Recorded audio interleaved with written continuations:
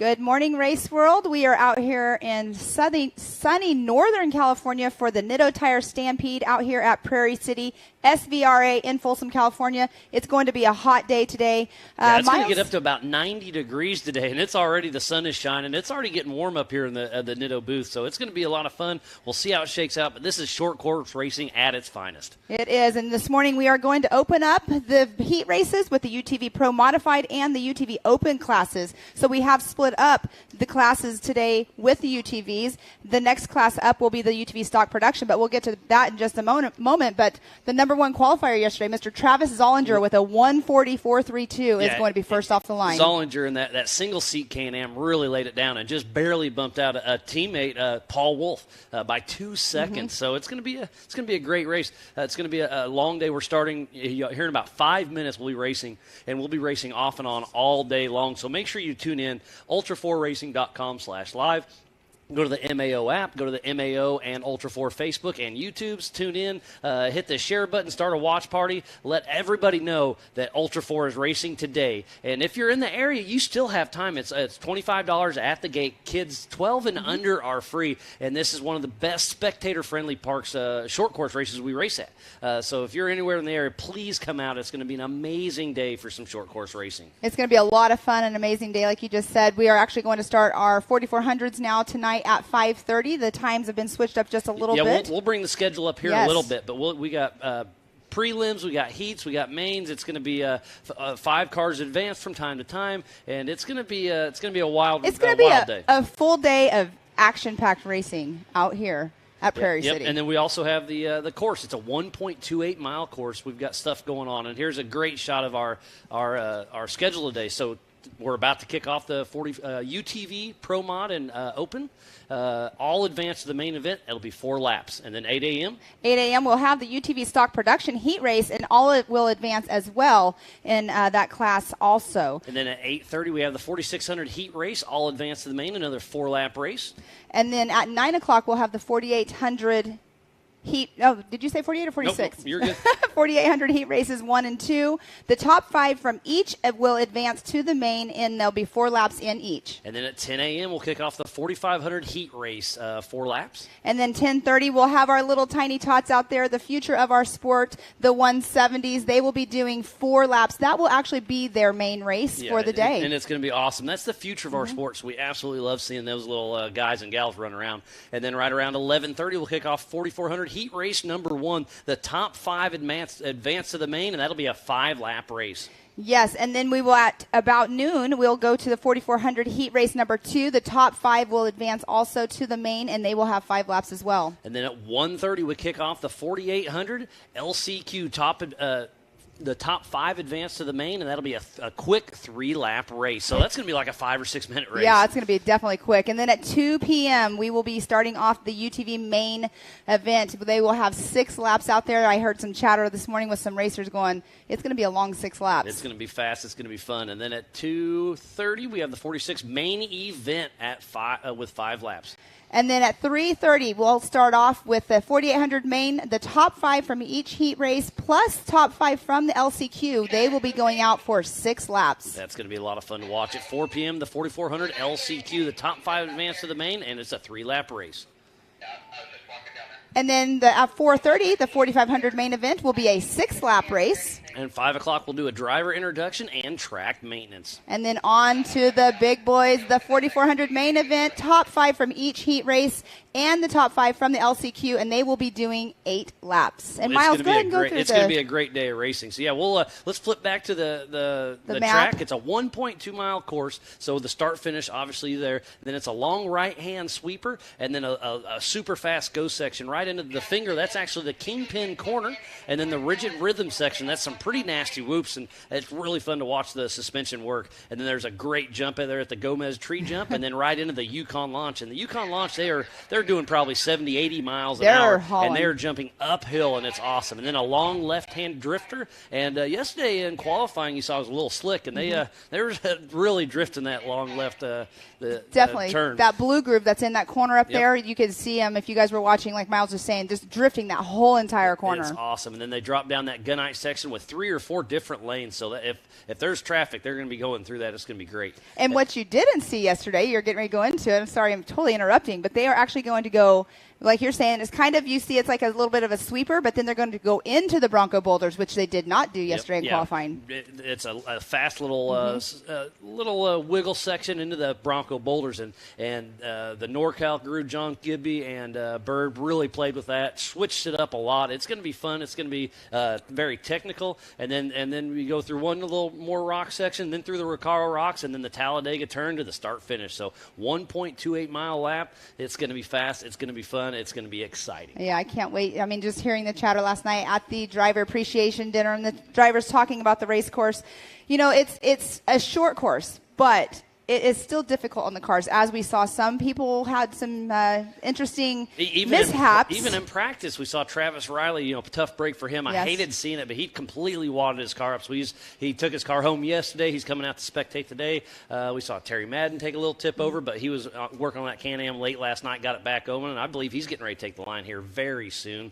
Steve Graff took a tumble on the gunite section, and that was one car at a time. Yes, and now it's open wheel racing, so they got to be a little careful bumping through those rocks. If you catch a tire, it can just pop you right on over. So everybody's got to be, careful, but have fun and go fast. And exactly. Yesterday, what was it? The fastest lap of the day was a 1:30 by Mr. Brian Croft. So these races are going to be quick. So I think it's going to be an average just under a 2-minute lap, because when you're by yourself, you have open air. Well, now you have other cars you're battling with. So I bet you, it's going to be, most these early races are a 4-lap race, so it's going to be about 8 minutes. It's going to be fast. And Brian Cross was our last qualifier yesterday, and he ended up turning down the fastest time. Yeah, I always write my notes on the bottom, like, okay, fastest lap here, and it was like the last 3 in a row. Boom, Paul. Boom, Lauren.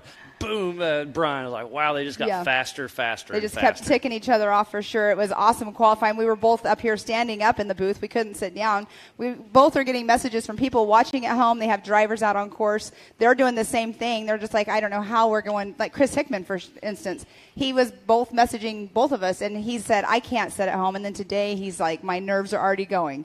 So he's super excited to be watching from home. But if you are at home watching, make sure Miles will go through the spiel, but make sure you guys share the pages. Make sure you're watching it or sharing the watch and everything, so everybody around the world can watch the race. It's going to be a great day out here at Prairie City. We've got a lot of spectators that are starting to trickle in already, and they'll be coming in all day long. But if you're at home, spread the word. Let's help grow Ultra4. This is some of the best racing out there, I promise. I know, and like I said yesterday, and you mentioned, I have never been here. You've been here a few times, so being here, watching this in person is totally different than watching it on a live show. Yeah, when we first got here, we hopped straight in with our race director, JT Taylor, and took the Can-Am for a lap, and you're like, wow, this is so much different than on camera. Yes. Camera never does it justice, and this course is absolutely amazing, and it's going to be fun. I can't wait. And speaking of cameras, we're going to have still cameras out there. We have cameramen out there, and then we have 4 cameras, and then we have the FPV drones out there. It's going to be awesome footage. We were getting compliments on all the footage that was going on just yesterday.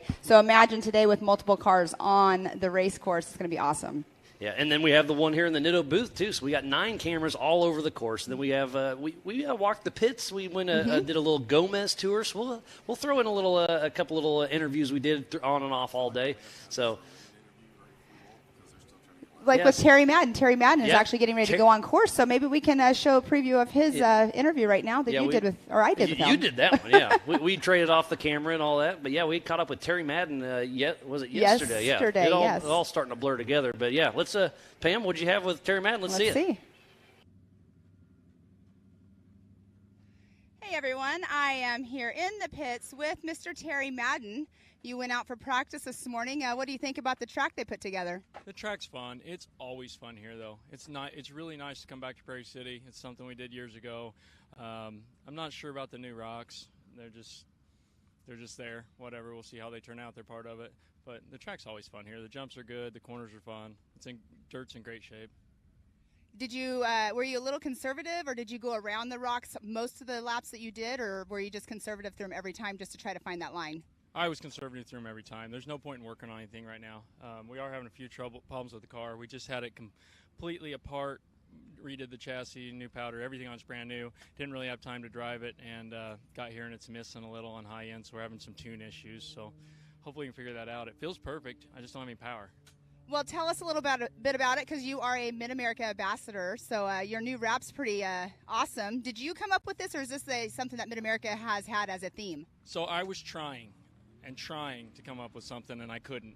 And I walked out of the shop and saw Jason's new truck sitting there and loved it. And I said, well, can't just do that.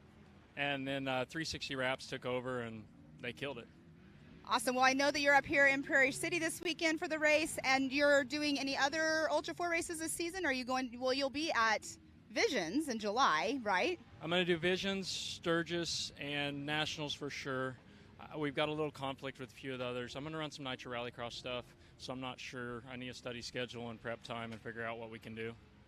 Awesome. Well, good luck out there qualifying later on. You have a strategy going for you? The strategy is not to work on the car next week.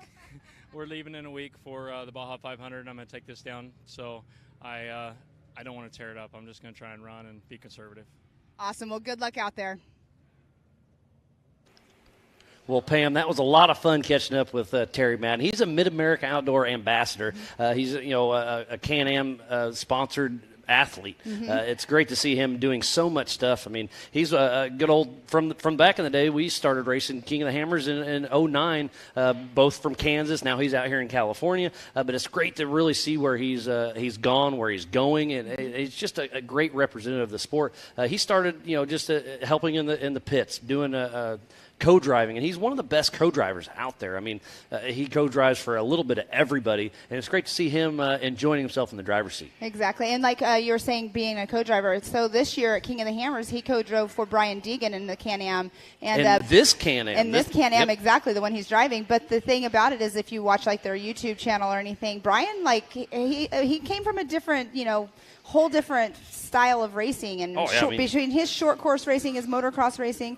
But he definitely learned a lot out there at King of the Hammers this year, racing in the rocks. But it sounds like we have another interview with Rob McCullough. Yeah, we caught up with Rob McCullough just yesterday, so let's see what we had to say. It was a lot of fun. So I've got Rob McCullough right here, the number 783 in a UTV, and UTV is kind of the fastest growing sport, and I love seeing all of you guys come out and play. Yeah, I've been doing this for quite a while. As you can tell, this is a 2018. It's a little bit older car. I built it from the day I bought it up to where it's at, and it's a great sport. It's really, really competitive. It's a great way to get into the to the Ultra 4 or any UTV racing in general for a reasonable price. And it, like I said, I mean, it's probably the most competitive class there is, I think. Yeah, and you can literally go to any dealer, buy a Can-Am, buy a Polaris, buy a Yamaha, Kawasaki, almost anything, and safety's about the only thing, because they all run good. They all have decent suspension. Beef up stuff here and there, but put on some safety stuff and go racing, right?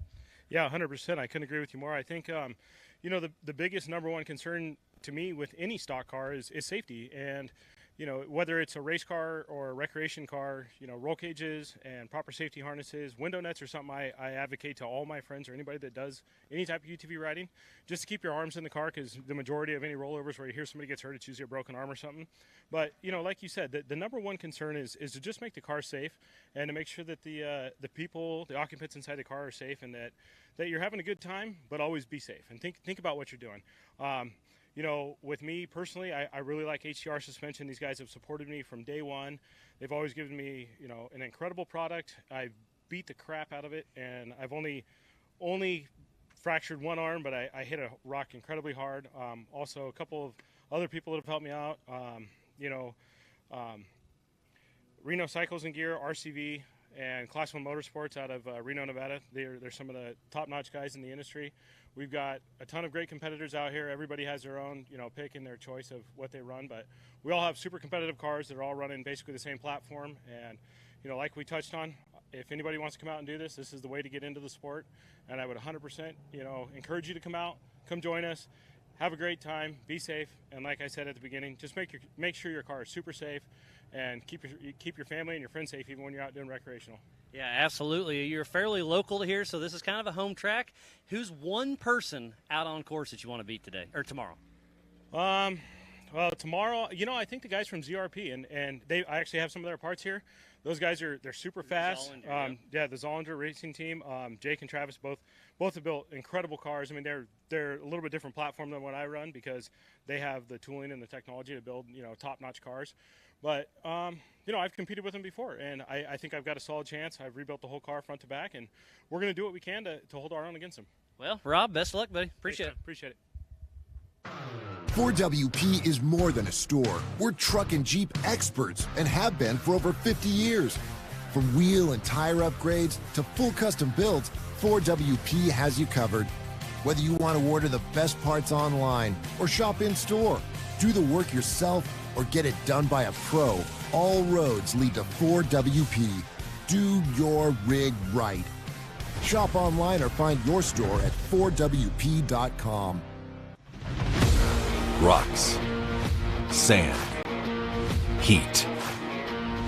Life off-road is tough. We wouldn't have it any other way. If AMSOIL products are designed for this kind of punishment, think about what they can do for your daily driver. Upgrade to AMSOIL protection today and get fast free shipping from AMSOIL.com. The thing that people don't realize about ARB is that they have been developing the parts as our series and our sport has grown to these new extremes. They keep evolving as the sport has evolved.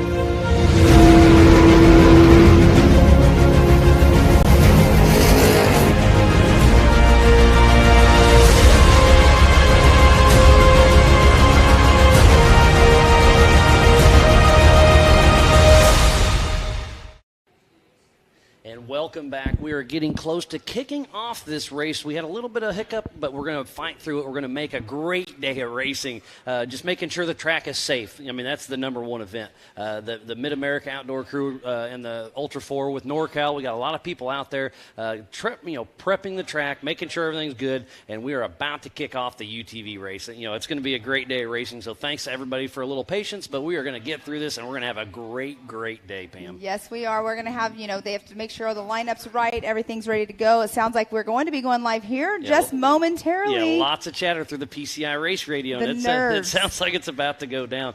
So thank you again for everybody for tuning into the 2022 Nitto Tire Stampede here at Prairie City SVRA in Folsom, California. You can see them getting all rolling through there. So Travis Zollinger, number 20 on the pole. Then it's number 86, Paul Wolf. And then that third position will be Cole Clark, and in that fourth position will be Scott Lesage. And then John Rance and Austin Thompson. And then the seventh position will be Terry Madden and Mark Welch. And last but not least is Jacob Versing. Remember, this is the UTV Pro Mod and the UTV Open, so we have two races going on at the same time. They're going to do a little bit of a parade lap and then go live racing. And it's going to be, I believe, a rolling start side by side. And this is going to be great. This is exciting. Short course style racing at its finest. Yep, there's our race director, JT Taylor, getting them led around there. And Travis Zollinger in that single seat Can-Am next to his Can-Am teammate, Paul Wolf. And most of these guys and gals are running no co-driver for weight reasons. Exactly. And speaking of Travis Zollinger being in that single seat Can-Am, I only know of two Can-Ams that have been built into a single seat. Travis Zollinger has one, and then at Mid-America Outdoors, Kobe Caraway, he races in a single seat as well. Cool. So those are the only two single seat Can-Ams that I have. Obviously they're custom built because we know that the X3s are all built as a two-seater. But in this world that I know of, actually actively racing are Kobe Caraway and Travis Zollinger. But that has to be an advantage for them being in that single, center line, lower center of gravity for them. Awesome looking race cars. So it looks like it's going to be a rolling start, and they are off. So Travis Zollinger, Paul Wolf, Cole Clark, Scott Lesage, John Rance, Austin Thompson, Terry Madden, Mark Welch, and Jacob Versing. It looks like Paul Wolf got that whole shot to turn one. What a drag race it was. So now it's got a long right sweeper and then down to the kingpin corner.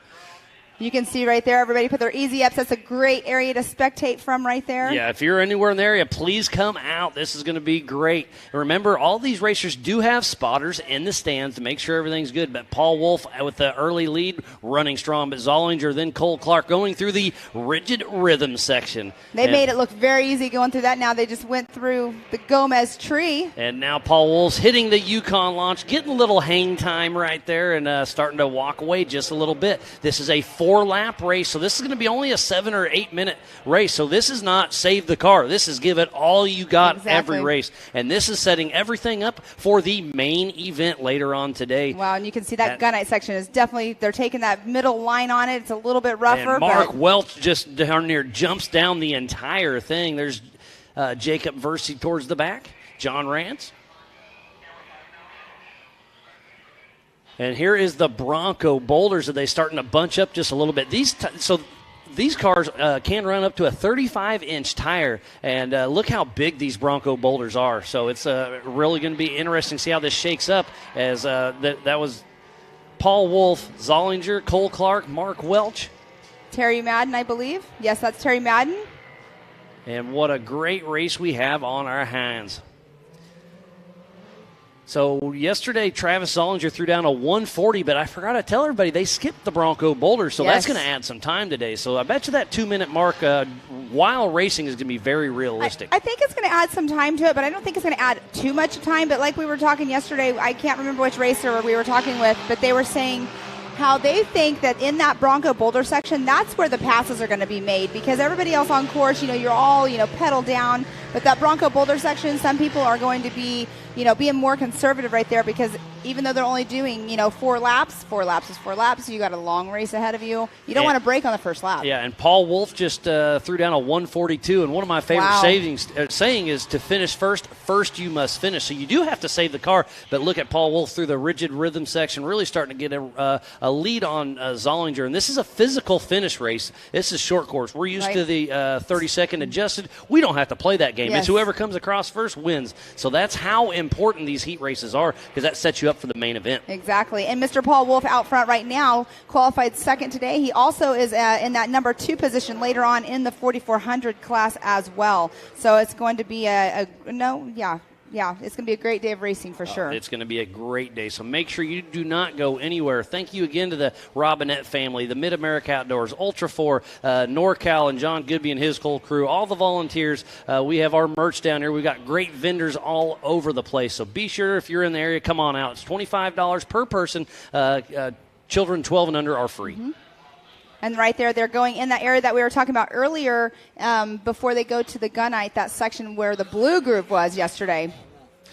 So there's Paul Wolf coming out of the Bronco Boulders, has another little rock section, and then hit the Recaro rocks, and he'll be finishing lap number 2. Mr. Mark Welch right there going through the Bronco Boulder section. There's Paul Wolf finishing out the Recaro rocks. Nope, he's getting ready to head into the Recaro rocks. That's that other little rock garden we threw in there that's new. Oh, the extra rocks. Yeah, JT loves throwing some rocks in there. There's Cole Clark. So Cole Clark got around Travis Zollinger, and then it's Mark Welch moved in that 4th position. Mark Welch started in 8th, so he's really moved his way up. And that's Jacob Versey.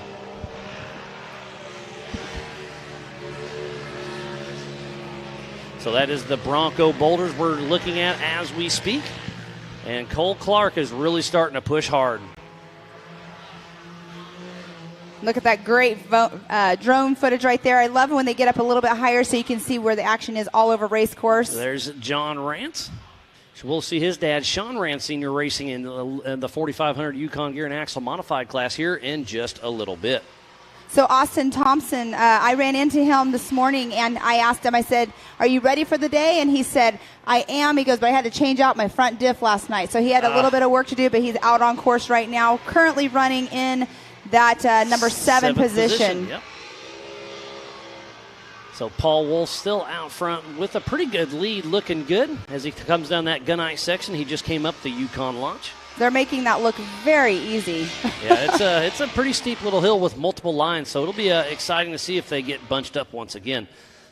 So they are out on lap 2 of 4, so we are over halfway through this race. Those rocks right there, you can just see right there. Yeah, the Bronco Boulder field is awesome. Boulder is the right term for that section for sure. And then there's about a 20-foot section in the middle where it's just dirt, so you got a little bit of time to kind of regroup and get lined up for the next rock section. There comes Cole Clark in that RMS-built RS1. Be able to look straight for a second. Yeah. And there's a pass, it looks like. Mark Welch was trying to get around somebody at the end. It kind of looked like it might have been Travis Zollinger, but I'm not sure. Because we do have Paul Wolf is still physically out on front. We have Cole Clark behind me. He is gaining on Paul Wolf, but that was Mark Welch getting by Travis Zollinger for sure.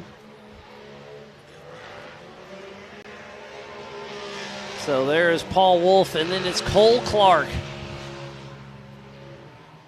And there's Terry Madden as he's coming through the Bronco Boulder field. And it is a drag race between Paul Wolf and Cole Clark as they head towards the Kingpin 180 corner. And Mark Welch is in that third position. There's Jacob, the Blonde Ambition Versey. And he's still running in a rented car. Yes, yeah, they borrowed that from Josh Smith, yes. Yep, he borrowed that car in Moab as well. Yes, Josh Smith, he'll be up next in the UTV stock production class. But, yeah, he's been running in that and the UTV Open. So we have it looks like on screen, Cole Clark has passed Paul Wolf. Yes, good call. It must have been a drag race up the Yukon launch. Cole Clark got around Paul Wolf. Was Paul Wolf sleeping a little bit? But remember, that means they'll both start on the front. So first or second in your heat lap, I'd be happy with it. Save the car a little bit. Yes, exactly. They'll be drag race to the end. Yeah. Who knows? Is that strategy? We don't know. But regardless, great driving by Cole Clark to get around Well, him. if you think about it, you want to start on that inside line. So if he finishes in second place, when they come into turn one, when they're drag racing off the start line, he's going to have the inside line. So it could definitely could be a strategy. But regardless, Cole Clark and Paul Wolf are running strong. This is going to be fun. They are coming in. It's going to be a drag race to the checkered flag.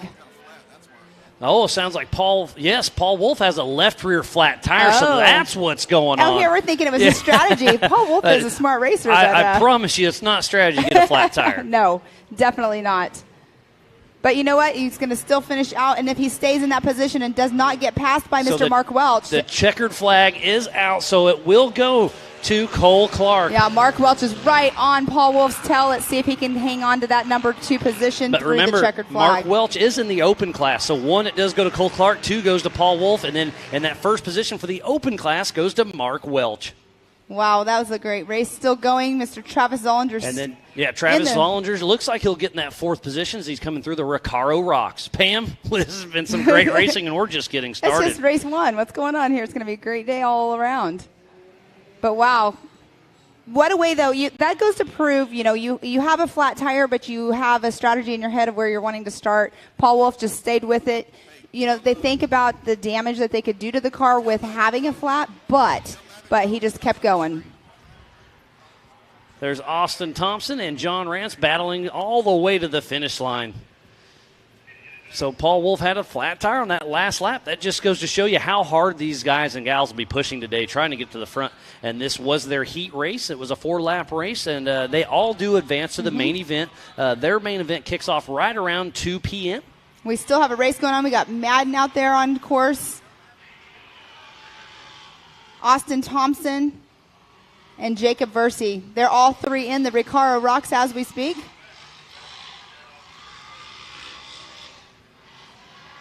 And looks like Madden's taking it easy. It looks like he must have something going on here. He's not pushing it.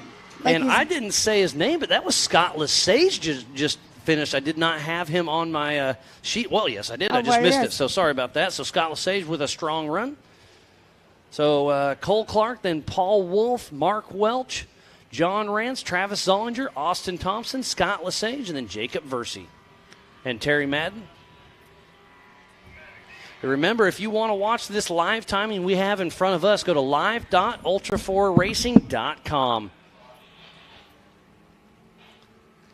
And then we'll be giving away some amazing laser nut trophies later on today. So thank you again to Cody Wagner and company for providing our laser nut trophies for the entire season once again. And if you haven't seen one of those, you absolutely have to. And then if you win a trophy today, you can order one and give it away to your sponsor, or put it in your trophy room for on one side in the shop, trophy room in the house, whatever you want to do. But again, thank you to Cody Wagner and company.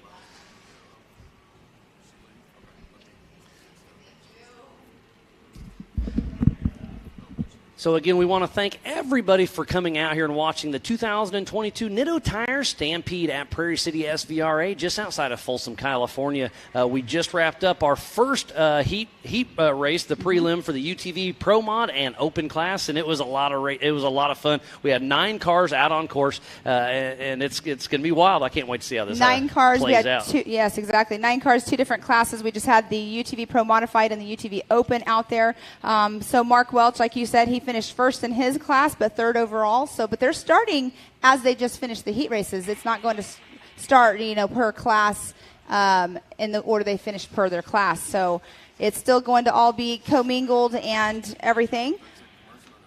But that was an awesome race to start. Yeah. What a way to start off the morning up here in Prairie City. Yeah, and this is just getting started. It's only going to get better and better. And we just saw the Pro Mod and the Open. So the Pro Mod, you can have aftermarket commercials or aftermarket turbos, but everything's going good, and I just can't wait to see how this all shakes out. Yes. But it sounds like we have a little break in the action, so we'll take a quick break, give a little love to our amazing partners. We'll be right back after this.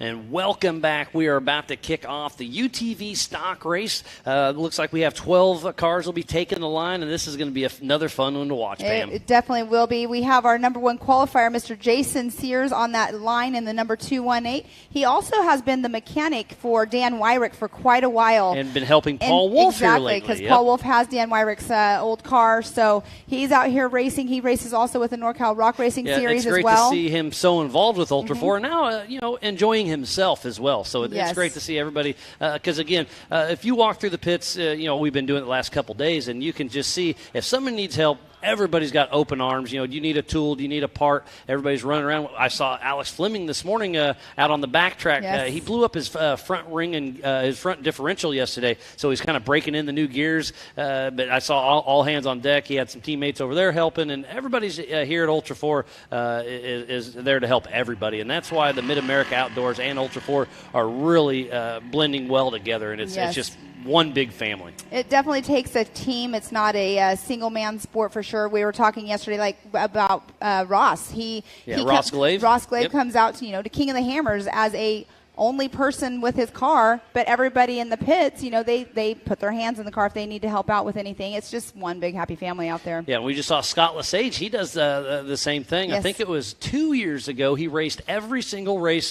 He's from Southern California and raced our entire national series. So, and he would show up a lot of times in a pickup with a trailer by himself and out there just doing his thing. So it's great to see the drive all these guys and gals have out there. Yes, for sure. And you were speaking of parts. Also, if for some reason you need a part, sometimes they can go get it directly from our merchandise trailer as well, because we do have parts on there. And Ultimax belts, and we got all sorts of great stuff. All kinds of parts, gloves. Yeah.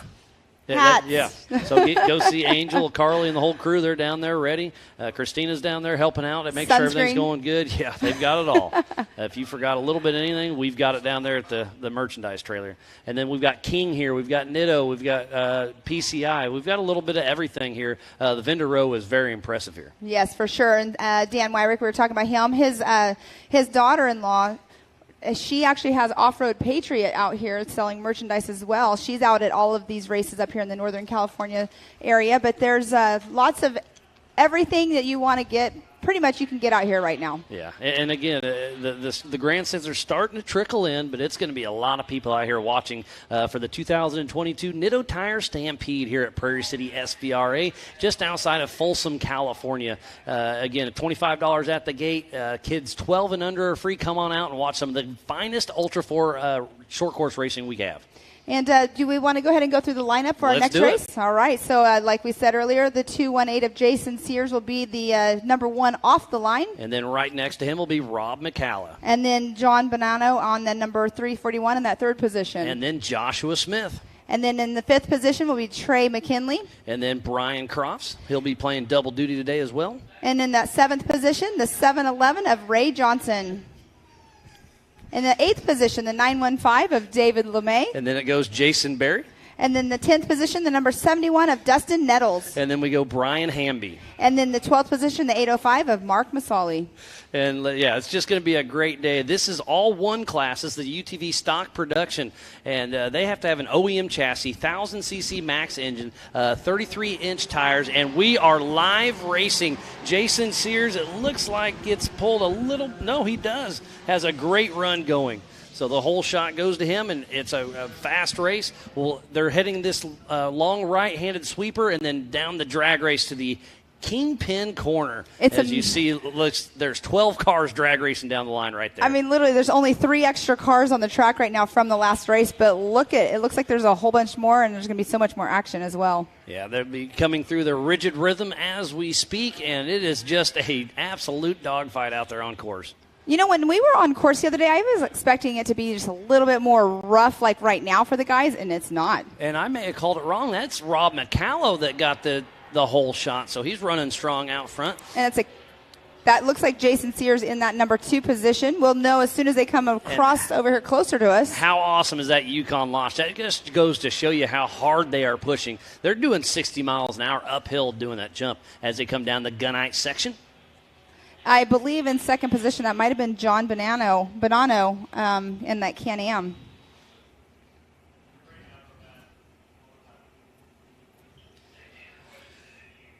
What a great day of racing we've had thus far, and we are just getting started as they come through the Bronco boulders. We need to give a huge shout-out to Can-Am, Ford, Bronco, Monster Energy, Optima Batteries, 4-Wheel Parts, Progressive, Mid-America Outdoors, The Off-Road Syndicate, Holly EFI, Lasernut, Griffin, VP Racing Fuels, Nitto, King Shocks, Ultimax Belts, and King of the Hammer. So please support who supports the sport. Without all these amazing partners, we would not be racing today, as we have a drag race. Right there. That's Josh Smith right there passing for the lead around Rob McCalla. Josh Smith is definitely a fan favorite for today's race. This young man is incredibly fast. And he normally has a co-driver with him, but he is not. We were talking about with being short course racing, we don't run them. But, Corey Nassau. Yeah, I was chatting with him this morning, and Corey's normally his co-driver is like, I assume you're not riding. He's like, absolutely not. Weight at this race is a huge difference. So Josh Smith out of Castle Rock, Colorado, with Smith Brothers Racing out front. He runs closely with the pit guys. And through the line just now is Joshua Smith in that number 1 position, Rob McCalla 2, Trey McKinley in that 3rd position, John Bonanno in 4th, Brian Cross 5th, Jason Berry 6th. So we have half the field through, and then goes David LeMay. His first race was this year at Moab. Great to see him out here still playing in that Honda Talent. But we are following Josh Smith right now as he's getting ready to hit the Yukon launch. And launching they are doing. They are getting some hang time, that's for sure. And then a long left-handed sweeper. You can tell that they did a lot of track prep last night. There is no blue groove right there right now, but yesterday during qualifying we had lots of blue groove all over. Yeah, we need to thank the Robinette family, all the volunteers, the Ultra4 and MAO crew, media, safety, USAC. John Goodby and Bird have been working on this track with NorCal, so a huge shout out to everybody to make this race possible. You know, our pole sitter, Jason Sears, he has not come through, so he must have had some kind of mishap over in the King hairpin, because we haven't seen him at all on race course. Haven't seen Jason Sears or Brian Hamby. Not sure what's going on. Oh, and look at right here. We have somebody stopped. That's John Bonanno.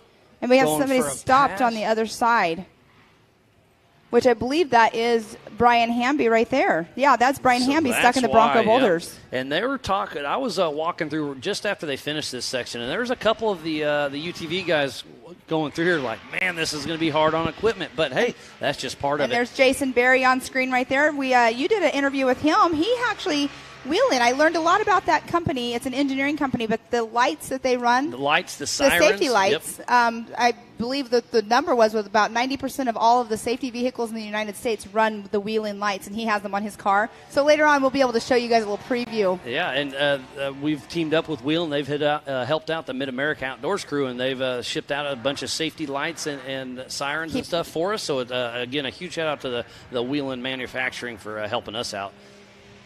And it's a dogfight to the finish. This will be a race to the finish for sure. All right, so Joshua Smith in that number 1 position still. Rob McCalla in 2. Trey McKinley 3rd. Trey McKinley, that's Jeff McKinley's son. Mm-hmm. You recognize Iron Man Racing there. Great to see them still racing. I saw Jeff at the drivers' meeting yesterday. I said, hey, I don't see your name on the list. He's like, no, but my boy Trey is. So that's I was like, awesome. all right. I said, are you going to get back into racing? He's like, I hope to. I was like, well, we'd hope so, too, because he's raced with Ultra4 for a long time. But great to see, again, the father-son, the whole family affair. And Josh Smith is on a mission with that Liqui-Moly Polaris. You were saying he's a young gentleman, but he's super young, like 20 or something? Early 20s for sure. And he's worked his way up and driven one heck of a race as he comes through the Bronco boulders. Yeah, those boulders, a lot of the UTV drivers were hoping the larger cars would knock them down. You know, it didn't happen so much, I don't think. Well, yesterday they skipped this section for qualifying. But in practice, in general, they were hoping the larger cars would knock them down. I mean, they're probably knocked down a little bit, but not much. And this is another four-lap heat race, and they all advance to the main event. So as Josh makes it through this rock section, he'll hit one more Recaro rocks and then get the white flag. So Josh Smith is running one heck of a race, and it's his race to lose. So he just needs to be smooth and quick here, because it doesn't matter how much of a gap you win by. You're going to start side by side in the main event. And I believe that one kicks off at 2 p.m. Through the line, his fastest lap time has been a 1:55.641. Has been his fastest lap today. Sounds like we got a right rear flat on our third place. Maybe Trey. I don't know which one that was, but getting a little chatter through the PCI race radios. Have a flat tire.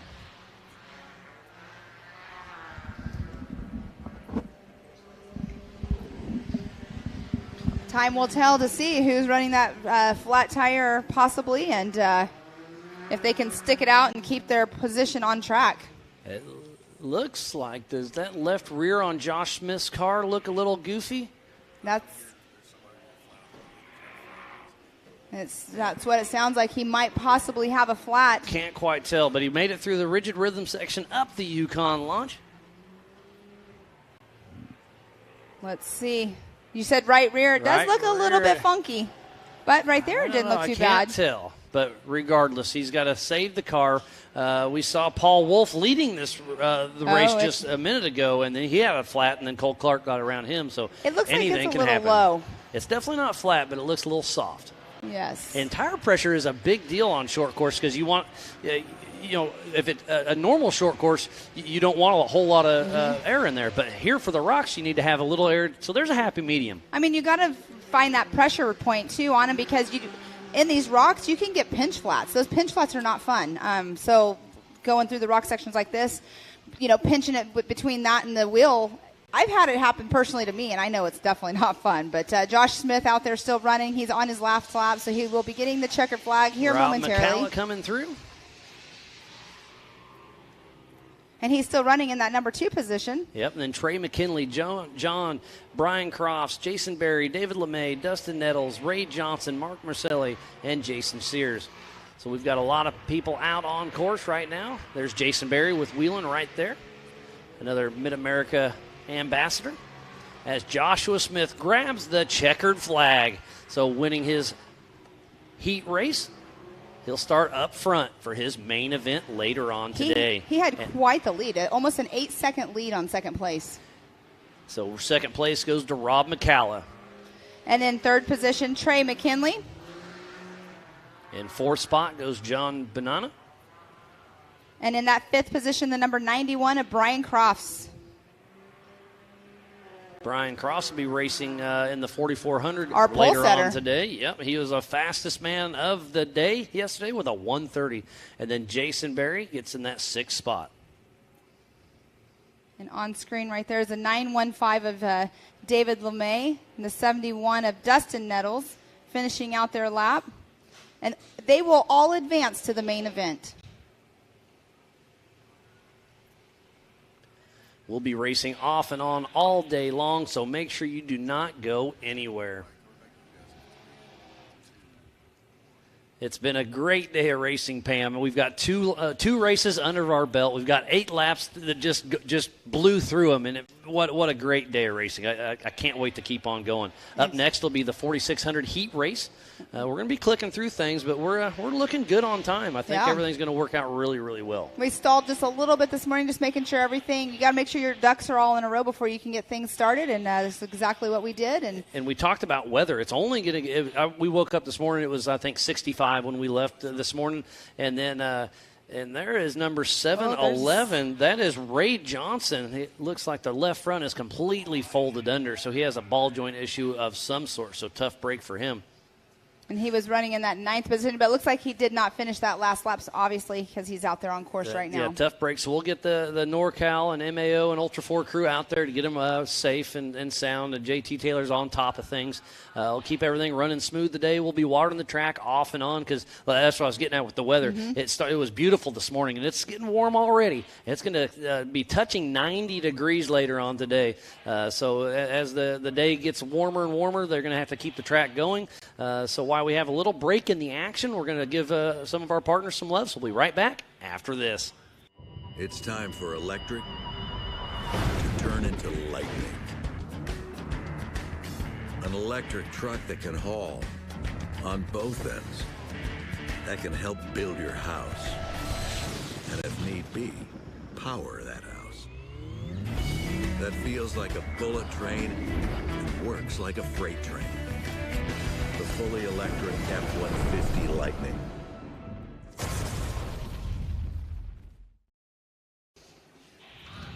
All right, we are back. We are getting lined up for the 4,600 stock class. Are we ready, Miles? It's going to be a good one. Let's see. It looks like we have 12 cars that will be taken out. So it's going to be great. The 4,600 Spider Track stock class is definitely a fun race to watch. We're going to have one super quiet car out there. We'll never hear him go by. Old Boston Kyle. He's running that Toyota that Bailey Cole used to race. Mm-hmm. But he put a Nissan Leaf motor in it because it's all electric. So I was watching him in practice. I've actually got a ride in that vehicle at King of the Hammers, and it's just so cool to see it back there. And he wanted to race, but we don't quite have the class for him because he's the only one. There are some motor packages out there with Hypercraft and Dana Spicer, but they're just not ready yet.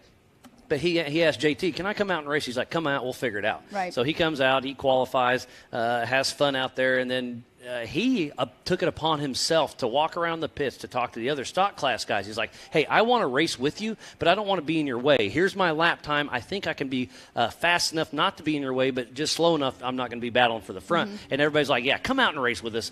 So it's just great to see the sportsmanship. So it's awesome. So it'll be really cool to see, and we'll have action all day. And it sounds like we set up for another commercial break, so let's tune in.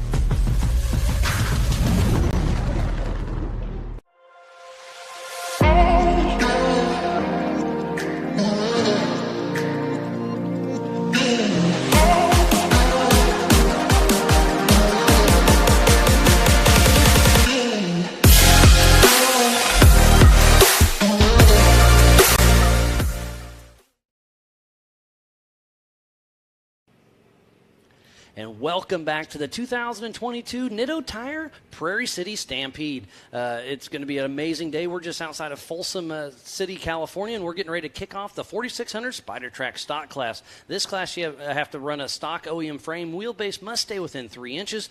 Factory engine, but may be replaced with any available engine the same make, model, and year. Have to run a factory transmission, a 35-inch DOT tire. So a lot of these tires that they're racing on, like you can have that same 35-inch Nitto tire on your race car and your tow rig. Pretty cool to see. Single 2.5 shock per corner, factory-style suspension like leaf springs, coil springs, TTB, IFS, or whatnot, and has to have mechanical steering. And again, it's a great tight-knit group. It's awesome. And here's our 1.28-mile race course. There's the start-finish on the top left of your screen. We're running counterclockwise. We'll go from there down to the kingpin corner at the finger, head through the rigid rhythm section, hit the Gomez tree jump, and then go up this Yukon launch. And the big cars will be running 80, 90 mile an hour up there, and they are getting some serious airtime. I bet you they're jumping 75, 80 feet. And then go around a long left sweeper that's super fast, and they can really drift out. And you were talking about that blue groove earlier. And then they come down that gunite section where there's at least 3 different lines you can go down here. And then you do a fast little snake section into the Bronco boulders. There's 2 sets of rocks in there. The first section's kind of big and gnarly, and then you have a little dirt section. Kind of regroup, refocus. You're getting jarred around, and then you hit the end of the Bronco boulders, and then it's a long left sweeper. There's another rock garden just before the Recaro rocks, then the Talladega long left-hand sweeper, and that's 1.28 miles, and we'll do another 4-mile lap there. So it's going to be a lot of fun to see the 4600 Spider Track stock class take off. They'll be taking off here in just a little bit. Again, thank you to each and every one of you for tuning in. Ultra4Racing.com/live. Go download the MAO app. Go to the MAO and Ultra4 Facebook page and YouTube, and tell us where you're tuning in from. Exactly. Because Pam's pretty good about checking in to see what's going on the Facebooks and whatnot. So sounds like we have some interviews that we're going to go across. Mr. John Snell, who is actually qualified second yesterday, we did get an interview with him, so maybe we can go to him. And but we have some interviews we're going to show everybody here at home. So enjoy. Yeah, he's doing a lift off on a Bronco. Glenn's over there. So wait, is he? No, Glenn there. So what do you think about the Jumbotron, kids? The what? The Jumbotron, the big TV. Yeah, that's a lot cooler than my TV. It's a lot cooler, isn't it? When I backed up, it was awesome. I saw that person. Yeah, you can see him out there on course, isn't it? And guess what? You're going to be on that TV in a little bit. This is Jax. He's Jaron Gunter's little boy, and he's going to be racing in the 170 class. How excited are you for it, buddy? It's going to be awesome, isn't it? How much fun do you have watching your dad do this? So much. And now guess what? You may get a trophy before your dad does. How cool would that be? He's going to get a trophy before his dad goes. That'd be awesome. Yeah, guess what? He already got a trophy. He's already got one? Yeah, I got my first one. Awesome. Yeah, Where's it at? Is it in your bedroom? Yeah, at home. Heck yeah. But it's just cool to see that your dad, you get to watch your dad race, and then he gets to watch you race. Yeah. Is he the one that's going to be talking in your ear while you're racing? Yeah. What's he say? Go faster? Or did he tell you slow down? No, slow down, since he was throttling on the mountain, then his what fell out again? I think the transmission broke, but I think you're going to try to fix it, right? Yeah. All right. Well, I hope you kiddos have a lot of fun, and it's going to be a great weekend, isn't it? High fives. Yeah, and one more? All right. Well, it's going to be a good weekend. The kids are having fun, so are we. Miles, those kids had a blast talking to you. They thought it was so fun. Yeah, they were having so much fun. It's just fun. I was just kind of standing from afar watching them, and they're just watching the Jumbotron. And, this is just the biggest TV I've ever seen, and I was having a little fun with them. And I was like, hey, would you want to put your Nintendo on there? They're like, yeah. But it's just great to see because that's Jackson, and that's Jaron Gunter's son, and Jaron's going to race in the big class, but Jackson's going to race in the 170 class here in a little bit. So it's just that's the future of our sport. If we don't don't have fun with them. I mean, again, Ultra 4 in Mid-America is all about family friendly. So bring the whole family out. Let your kids race in the 170 classes. We're going to try to bring that to most races. Sometimes we can't make it just due to the race course and whatnot, but we really are going to try to involve the 170s as much as we can. I mean, the kids are already coming out here with the parents racing, watching the parents racing. So if we are able to accommodate a course for them, then they're definitely going to do that for them. Absolutely. I mean, like you said, it only makes sense for the 170s to be out here racing because they are our future. So seat time is seat time. Anytime they can race, let's do it. But up here at the NorCal Rock Racing Series, they also race the 170s, and they race them every single race because their races are here. So they have a whole slew of kids that come out here and race. Yeah, it's great to see. Yep, and like I said, we've been walking through the pits the last couple days trying to get caught up with everybody, and we tried to get one with Paul, and he's like, man, sorry, I'm busy, but swing by later if you can. So we did swing by, and he's under the car, and I'm like, hey, Paul, you got a minute? And so I threw it to Pam, and let's see what he had to say. Hey, everybody. We are here in Paul Wolf's pits. Qualifying is going to be going down here at 2:30. We have a driver's meeting starting at 2 o'clock, but we have a little bit of work going on in the pits. Paul is underneath his car, struggling to get his whole floor pan off here. So, Paul, what's going on? I got a transmission seal leaking right now on the tail shaft, so we're going to try to get it apart, get a new one in it before qualifying. We missed second practice, but I think we got a good car. We did some guessing on it, but we'll find out when we go out to qualify. All right. Well, good luck out there. We'll let you get back to work, but thanks for taking a moment to talk to us. Thank you. Anytime. All right. Back to everybody, and we'll take a peek at what he's doing underneath his car, and good luck to Paul Wolf.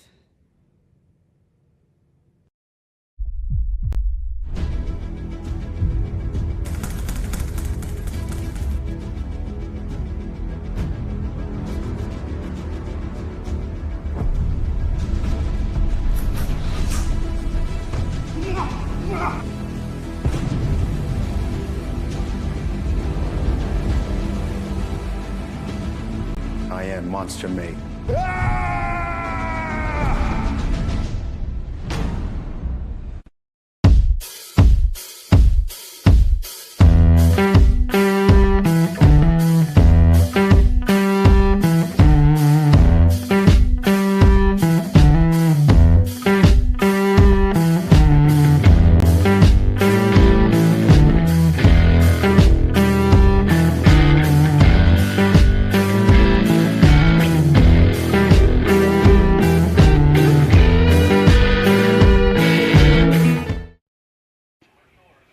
Welcome back. That was an awesome interview with Paul Wolf. It was pretty cool to see him out there working on the car. I mean, he literally was thrashing to get that because he was getting ready to go on course to qualify in his 4400 car. And qualified well. He qualified it, yes, very well. And it's just fun because, again, we try to make friends with all the racers. It's what I enjoy. It's what you enjoy. It's what we all enjoy. So they feel pretty comfortable with us. So I was like, hey, Paul, do you care if we just – he's like, yeah, I'm working. I'll chat with you. And It's just great to see. He's like, yeah, it may be loud. There's going to be an impact. We're like, that's fine. Yep, it's and his wife and his little girl were in the background, as you could see on the camera. But it's super fun to be out there. And, he's out there thrashing on the car. As we were leaving here last night, about 9:30, I think it was, he was still in his fire suit. That goes to show you that he was still working on his car, didn't even have time to change because he wanted to be ready for the UTV race first thing this morning. But let's give a little bit of shout out to the people watching on our live show right now. So we have Tom, who is at the medic ambulance down in our hot pits. One of our medics right down here checking in the AMSOIL hot pit. So great to see. Yes. One of my buddies, or one of our racers, Trent Roberts. I've got Mike Seward tuning in. He's picking, I'm going to say it in his words. Mike says that Brian Crofts Campbell's going to win today. Oh, that's Campbell. I love that. Hey, Zach with the pit guys is chiming in. He said, hey, Pam Hall's episode has surpassed Miles. Oh, you got a little more listens, huh? That's awesome. No, but thank you, everybody, for watching. And Trey Moore, yes, we know he had it flat for sure. But, again, Chris Hickman, he's at home watching on Pins and Needles. Brian Stone's telling everybody hi. But, yeah, thank you. And Trip, we miss you, too. We wish you were here. But it's fun that you guys are all at home watching and everything. Make sure you're sharing it. That's what we were telling everybody. So make sure you're sharing it so all your other friends are watching. Yeah, But Laura was supposed to be out here. Laura Martin was supposed to come out. She's tuned in. Hate you're not here, but I'm glad you're doing a lot better. We were tuned in from Australia, Holland, Mexico now. It's literally worldwide. Ultra4 is really growing, and we just want to get it better and better. And so thank everybody, thank all of you for tuning in. Ultra4racing.com/live. Download that MAO app. Go to the MAO and Ultra4 Facebook and YouTubes and tune in and check it out. Without all of you, we wouldn't be racing. Without all the racers, I mean, so it takes the whole thing to put it together. And we've got some of the best partners out there. So it's been great. And it sounds like we caught up with Jason Berry with Wheeling just yesterday. So let's see what he had to say. Hello and welcome. Jason Berry. Breathe, relax, and enjoy the meditation. Provided by Yukon Gear and Axle. The course is fun. It's fast. It's fast as hell. Like, I'm not gonna lie. Out of 3 races I've done, this is the most fun I've had on 4 wheels. And obviously, the side of your car says The ultimate off-road performance. So I work for Wheeling. So I'm what they call a field solution engineer. It's basically a technician. So I program the lights and sirens and all do that fun stuff with our cloud stuff. But when I built this car, I talked to Wheeling. I was like, hey, man, so you guys sponsor an IMSA car? You sponsor a NASCAR? Do you want to sponsor an Ultra4 car? And they were like, yeah. And so here we are. And I think I heard you cruising through the pits the other day, and you can make those things say about whatever you want, right? Yeah, exactly. So we call them digital voice messages, but anything you want. So I'm sure you heard the "You Boys Like Mexico." Yeah, that's the one I heard. Yep, exactly. But all in good fun. I mean, that's why we're out here, to have fun. And when I heard you cruising through, everybody had a smile on their face, exactly. and you were just waving at everybody. That's what it's all about. That's it. It's just, for me, it's another day wheeling with my friends, just hanging out with friends, and why not just push a button and say woo? Yeah, like I said, and you have lights, you have the sound, you can do a little bit of everything. Oh, yeah. You've been helping out Mid-America Outdoors with that stuff, so it's cool to see the whole circle come together. Yeah, Wheeling sponsored, or they threw in some lights for you guys to support cars and your UTVs or golf carts like this, so yeah. Well, awesome. Jason, best of luck, and can't wait to see you out there on the track. Thank you, sir. Now hit that second button.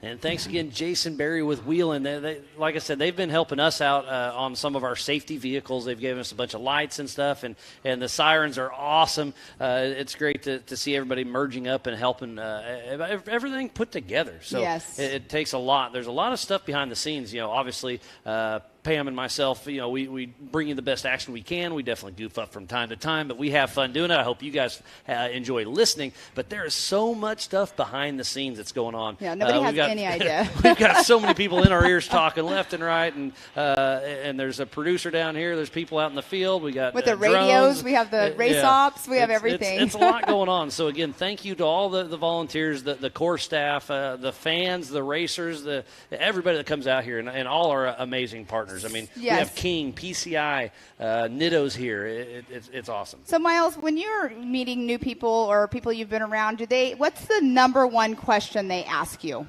That depends on what we're talking about. Well, about this job that we do. Yeah, they just ask, how can you talk for this long? Exactly. And I tell them every time, I'm not sure. I definitely do a lot of homework. I print out a lot of sheets that I build throughout the year. I get on Facebook and social media and all that stuff, and I pay attention. And then I make notes, and then obviously bantering back and forth with you is super helpful. But speaking of the Facebook and Instagram, the Facebook posts or, communicating or you watching, we're going to say this again, but we try to get around to everybody. Miles is, really good about doing it. But if you have new information about your race team, or you at home has information about the race team, because not all race managers can come the whole time, let us know. Yeah, we want to have the up-to-date information. Or online or whatever, and give us some feedback. I mean, constructive criticism is what helps everything going down. Exactly. Obviously, nobody's perfect at anything. And we want to make the show, as best as we can. So that's one thing that we like to tell everybody is we want to do,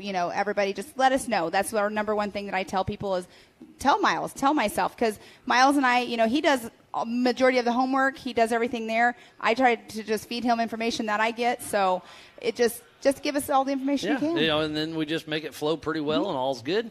And it sounds like we're getting ready. I see the live timing. So you can also go to live.ultra4racing.com and see the live timing. I see it just switched over to the 4600 Spider Track stock class. So we're about to kick that off. They're getting lined up, so we'll take a quick break, and we'll have some racing action after this.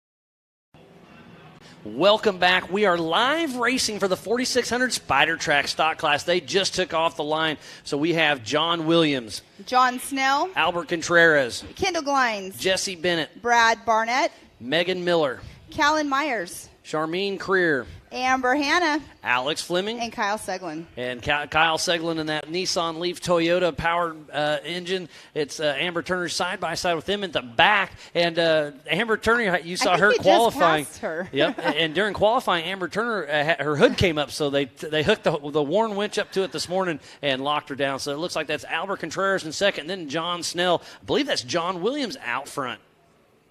So the 4623 in that fairly new Jeep JL getting chased down by Albert Contreras. And Albert's going to maybe pass him on the Yukon launch in the air. Look at that. Albert Contreras makes the pass around John Williams. This stock class is going to be a lot of fun. 12 of them out of the course at the same exact time. This is the 4600 Spider Track stock class. They will do 4 laps, and they will all advance to the main event. And Albert gets a little crossed up, but saved it. He's pushing a little hard. I don't know. Look at that right rear. Hopefully that didn't go flat because it looked a little funny once he landed. So John Williams, John Snell, Kendall Glines, Bennett, Alex Fleming. We've got a lot of cars out on course. Oh, and look at that. Alex Fleming took a different line than everybody else. Somebody's got a little smoke puffing out there at the end, and there's Kyle Seglin and Amber Turner. Somebody stopped already right there, and there's someone stuck behind him. So there's Albert Contreras making it through the Bronco boulders, sitting in that first position. John Snell made it through on that left-hand side of the screen. And then John Williams, and then John Snell.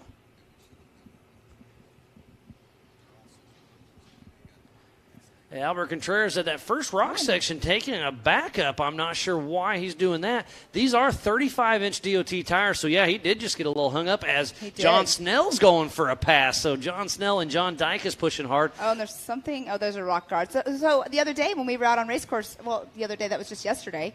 And the Bronco boulders is getting wadded up. Looks like that's Megan Miller. Can't tell who's quite in front of them. But John Snell, I mean, he was launching off the Yukon launch. We were like, he was not holding anything back. That was for sure.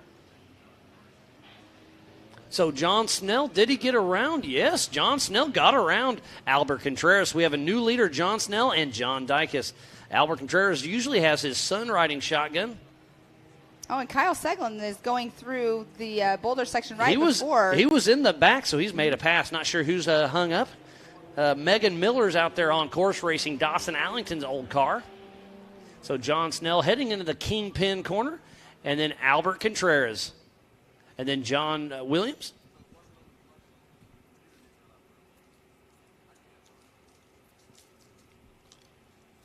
I really like these panned out drone shots as well. Oh, look at the Bronco boulder section. There is definitely a traffic jam. Yeah, so that's Alex Fleming, Amber Turner. And there's no going around. You have to go through. Megan Miller. There's a lot of people that are stuck there. So this Bronco boulders on these little 35-inch tires are going to be a little tricky. We just saw the UTVs go through there with 33-inch tires. That's half the field right there. Yeah, that's pretty crazy. And so is lap traffic going to become an issue for our leader, John Snell? As you can see them coming up the Yukon launch Oh, no, they've already made it through there, so they're at the gunite section. They'll be at that Bronco Boulders very soon.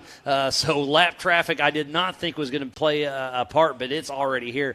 So John Snell, Albert Contreras, and then John Williams, first, second, third, starting to walk away with this race because of the traffic jam in the Bronco Boulders. So we've only had 5 complete their first lap. So John Snell in that number 1 position, Albert Contreras in the second, John Williams third, Kendall Glines fourth, and Jesse Bennett in that 5th position. Those are the only 5 that have completed that first lap. Are they going to bypass this rock section with the leaders? I'm not sure how that'll play out. Well, you can see Alex Fleming looks like he was, maybe going to try to give a little bump to Brad Bennett. They've got 2 Toyotas up there. And, yes, Snell and Contreras come to complete stop at the Bronco Boulders. Oh, this is tough. They are racing for the lead. Now they're all stopped, not sure what to do because it is completely jammed. Well, Amber Turner's trying to go through the middle, thread the needle, but that wasn't going to happen. She didn't have enough room, it looked like. Megan Miller up front. There's Alex Fleming in the back of that section, patiently awaiting with Megan Miller, Amber Turner. This is going to be tough. So they were joking yesterday. I think John Gooby was joking yesterday in the driver's meeting when he said Bird fell asleep or got bored or something in the rock section. I wonder if Bird's over there laughing because, here's the best of the best right here racing, and there's a pile up. So we need to thank Can-Am, Ford, Bronco, Monster Energy, Optima Batteries, 4-Wheel Parts, Progressive, Mid-America Outdoors, the Off-Road Syndicate, Holly EFI, Lasernut, Griffin Radiators, VP Racing Fuels, Nitto, King Shops, Ultimax Belts, King of the Hammers, Amsoil, Method Race Wheels, Axial RC, 360 Wraps, Spider Tracks, Recaro Seats, Baja Jerky, Raceline Wheels, PCI Race Radios, Off the Grid Clothing, MBRP, Yukon Gear and Axle, HCR, Warren, Factor 55, ARB, Rigid, Brannick Motorsports, Tread Lightly, and Action Sports Canopy. So please support who supports the sport. Without all those amazing partners, we would not be racing today for the 2022 Nitto Tire Stampede at the Prairie City SVRA in Folsom, California. And you can see Amber Turner still in the middle. Where did John Snell go? They're all, okay, they're still parked. Okay. They're all still in the back. Yep, so Amber Turner's giving it heck. Her and her brother Stuart are trying to weasel through Megan Miller and Brad. But there's just Barnett. not quite enough room in that rock right there. It looks like it's super big, but there are safety guys out there as well, so they're going to try to get this all cleared up as soon as possible.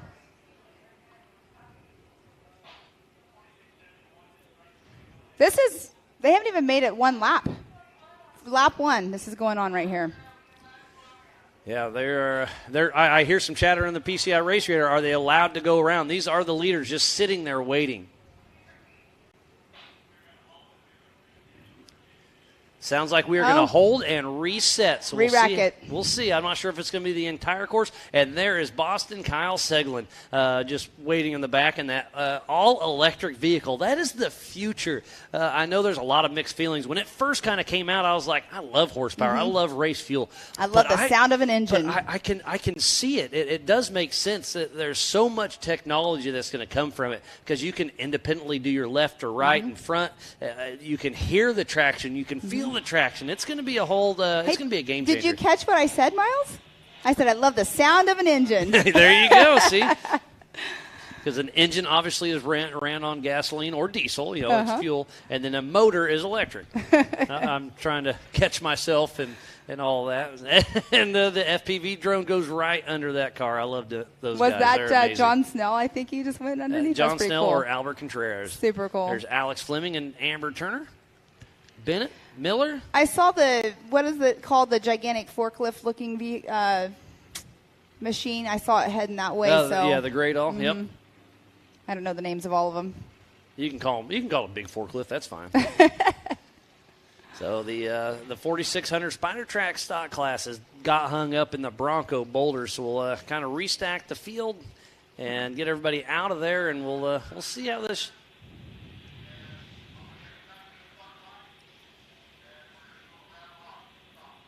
So stock class. They're going to do a bypass. Yep. So they're going to re-rack the field, and they are going to bypass the Bronco Boulders.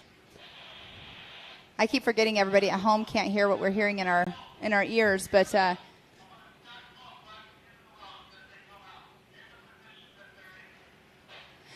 are they? So sounds like they're going to restack them right now as the position they're in, but they're going to bring them back over to the starting grid. So there's a lot of stuff going in our ears right now. Are they going to leave them the way they are on the laps, or are they completely starting over the race? I'm not sure. I don't think they're starting the race over, are they? I guess soon we will know. Yeah. So we'll keep you the best informed we can. There's a lot going on right now. I do apologize, but JT Taylor is down there. He's on top of it. We'll figure this out. It would make sense to just get at the end of this boulder section, put them in as they are, because all of these cars that are stuck in the rocks right now are already a lap down. So, and we're going to banter back and forth about this. So it's like, and everything we're saying is unofficial. We're just this is just us guessing. talking and talking to the world, but definitely would make sense to re-rack them how they are on course right now, and then just completely bypass that rock section like it sounds like they're going to do. Just like they didn't qualify. Exactly. But you can see right there, they're bringing them all the way back around to the starting grid, but they are coming around as they are on course. So 1, 2, 1, 2.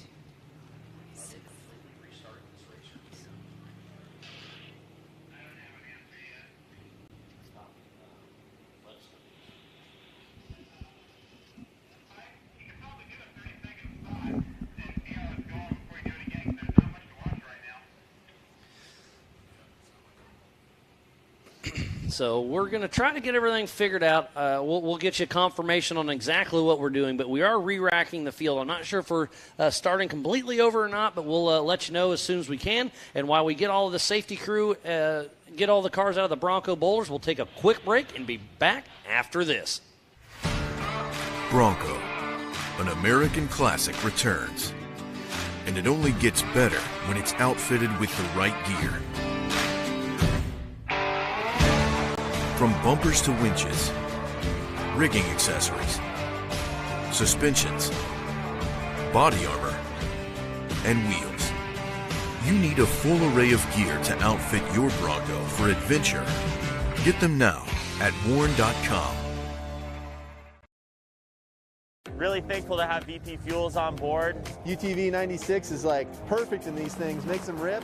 It ran cool, it ran strong. We got into those rock sections where we really needed that throttle response, and it was right there every time. We run all VP lubricants. We haven't had any problems with any kind of leaking or any kind of heating issues. And in the State Frosty, no drama, temperature stayed under 200 the entire race.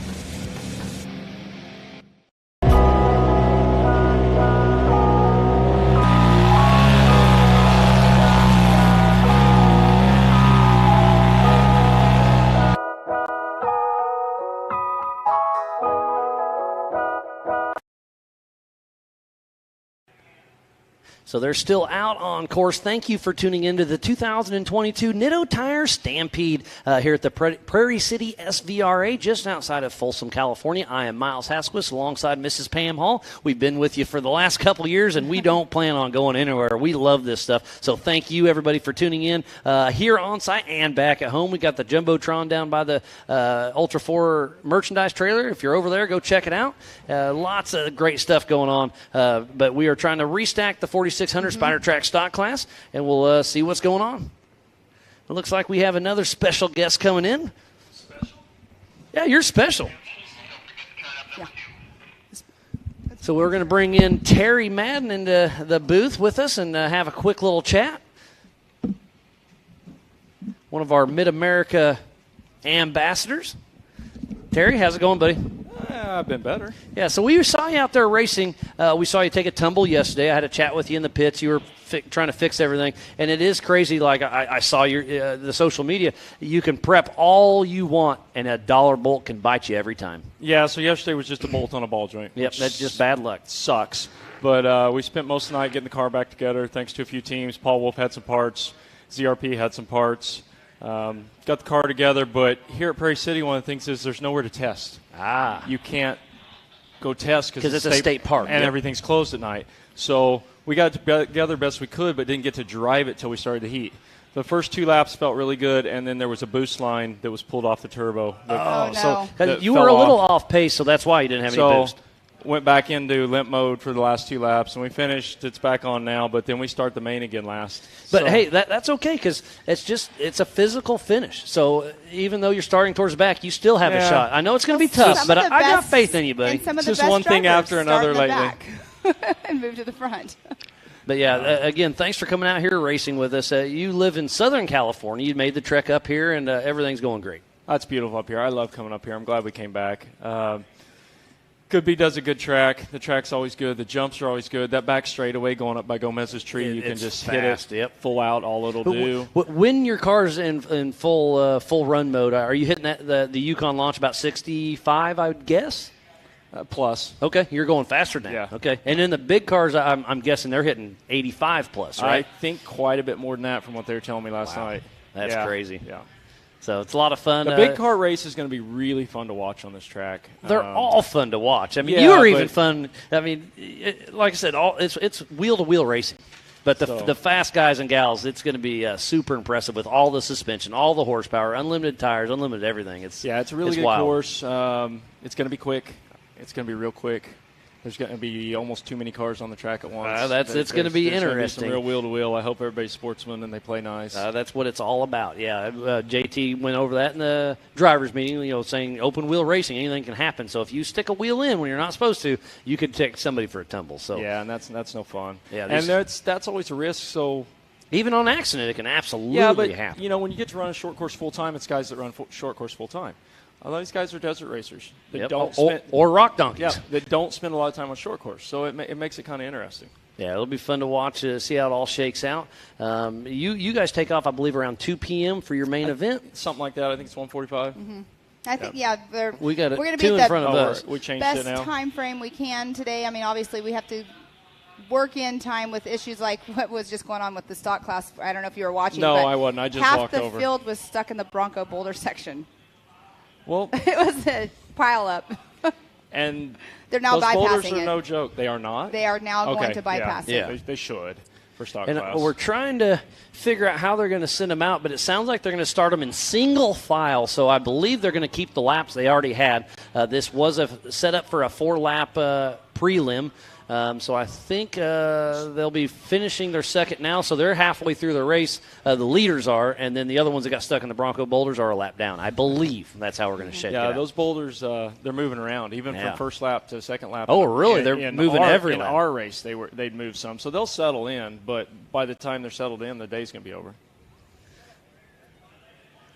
So, it's going to be we're racing off and on all day long. You're a Mid-America Outdoor Ambassador. We're going to head there here in just a little bit for Visions. Kind of give us a rundown for that. That place, like I said, I call it an off-road resort. That place is amazing, isn't it, Terry? I don't even really know what to say about Mid-America. It is resort's probably the only way to put it.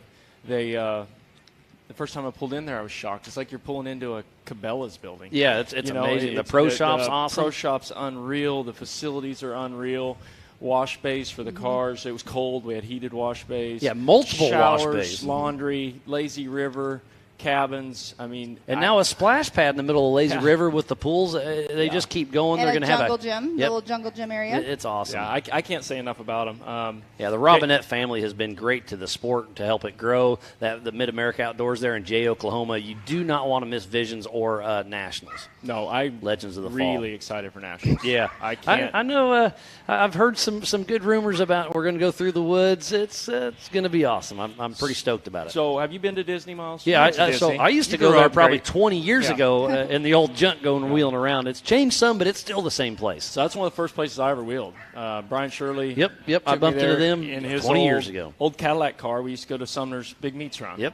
And unreal. So the fact that we're going to get to race there is a whole different thing. Yeah, it's going to be interesting to see. I'm pretty stoked about it. JT Taylor, our race director, he's got some tricks up his sleeve, and it's going to be a lot of fun. So mixing that up, and then the Rock Racing is going to have their nationals. The side-by-side championship series will have their nationals. Ultra4 nationals. It's going to be an event. So do not miss Legends of the Fall or Visions. I mean, it's going to be great. Yeah, I'm excited for both of them. I mean, going out to Mid-America, I've always heard so much, good stuff about it. I didn't get to go to Visions last year, but I am super excited about it this year for sure. No, it's crazy. If it's not on your list to spectate, it should be. Because honestly, I think you can go there and not. I mean, we all want to watch racing, but I think you could go there and not watch the racing and still have a good time and enjoy. Just absolutely. The atmosphere is crazy. There's live so music much for every the kids night to do. And you don't have to go anywhere for food because you can just go right up to the restaurant. It's a breakfast, lunch, and dinner. family-friendly park. Yep, they're going to have multiple bounce houses set up, I've heard. Yeah, hopefully me and you can get in there, too. I'm excited about the Barbie Jeep racing. Yep. I really want to find myself one and do it. I think you just signed up. I'll watch. I've been trying to sign up, but my kids said, no, Mom, you don't need to do that. Right here. I think there's a sign up here somewhere. Definitely. So we are back to hot. live racing. It is John Snell out front, then Albert Contreras, John Williams. But John Williams is on the inside with Kendall Glines right behind him. They re-racked him because Kyle is in the rear, and that's where he started the race. So it looks Kyle like they re-racked him. was so excited. Well, no, I think Kyle's doing it out of sportsman. He wants to be in the back. True. He's trying not to be in anybody's way. But he was running 4th place. He's really concerned about holding anybody up and being in the way. And that's the sportsman he is. Kyle's amazing, though. Have you talked about his truck already? A little bit, yeah. I mean, it's got a Nissan Leaf motor in it, all electric. Do you have – I mean, it's got Toyota drivetrain. What else do you know about it? But just knowing Kyle. I mean, so if anybody knows the history of Kyle, I don't know what year now. It's been several years ago. We're out in the desert setting up hammers, and this kid who'd taken his motorhome and his dirt bike from somewhere East Coast comes to the desert because he hears about this place called Johnson Valley he wants to ride, and pretty much had enough fuel to get there. And comes wandering into camp, seeing us setting up camp, says, hey, is something going on here? And pretty much offers to work for food, volunteers for hammers, and then just ends up working for Dave for several years, runs Sing. He's just an amazingly talented individual. A couple of years ago, he went to work for Tesla. The guy's a He's genius. super self-taught. He kind of makes me feel dumb to hang out and talk to. He was over helping me get the car together last night. But he has built this thing in his garage and just built an EV vehicle that is competitive. Yeah, I mean, look at him. On a low budget. And they're bypassing crazy. the Bronco boulders now since they had that issue. So we are just over halfway through this race. And I was talking to Kyle last night a little bit. It's like, so where are you living at now? I know you're kind of local. He's like, well, I kind of just live everywhere because he still lives in a camper. He's like, it's the best. It just depends on the day. What did he say the name of his home was? Whatever he called the camper. It was so funny. Yeah, he's a great character. There's Albert Contreras making it through the rock section, getting ready to hit the Recaro rocks. Yeah, he's got the brains and the drive to go do the corporate life and really make it anywhere, and he doesn't want to. He's enjoying life, which I'm jealous of. Hey, you enjoy life, too. You're a little bit of of everywhere, so it's great to see everybody having fun. There's John Williams and then Kendall Glines. So they are still doing rock sections, just not the Bronco boulders. Yeah, they're in the Recaro rock section as we speak. So John Snell out front, then Albert Contreras, then John Williams, Kendall Glines, Jesse Bennett, Kyle Seglin, Megan Miller, Alex Fleming, Callan Myers, Amber Turner, Charmaine Creer, Brad Bennett. And Jesse Bennett moves into 5th position. It's good to see such a turnout for the stock class. Yeah, the stock class. We had 12 with Kyle. It's great. I mean, this is such a fun and fast course. See Kyle in the Recaro rocks as we speak. So Dave Conklin, he corrected my forklift. He said it's a telehandler. A telehandler. You can call a little bit of everything. So I'm like, thanks. I got somebody stopped smoking in the rocks. That's Amber Turner coming up. It's the 46-16. Oh, he's moving again. That is Charmaine Creer, and I believe she's in Baby Jeep. No, that's Megan Miller. Yep. So, again, thank you for everybody tuning in for the 2022 Nitto Tire Stampede as we got a pass for the lead. Albert Contreras makes it around John Snell down the gunite section. So it's going to be a race to the finish. John Grounds is saying, do some work, PGR. So he's out here, or he's not out here, but he's cheering on John Snell and John Dykes. There's Dawson Allington's old car with Megan Miller up the Yukon launch. So I just have had my first person offer to bring me a Barbie Jeep. Oh, Dirt man, Princess it's going to be good. Yeah. Oh, yep. She raced with us in Mid-America, yep. Yeah, well, and just here recently in Kentucky.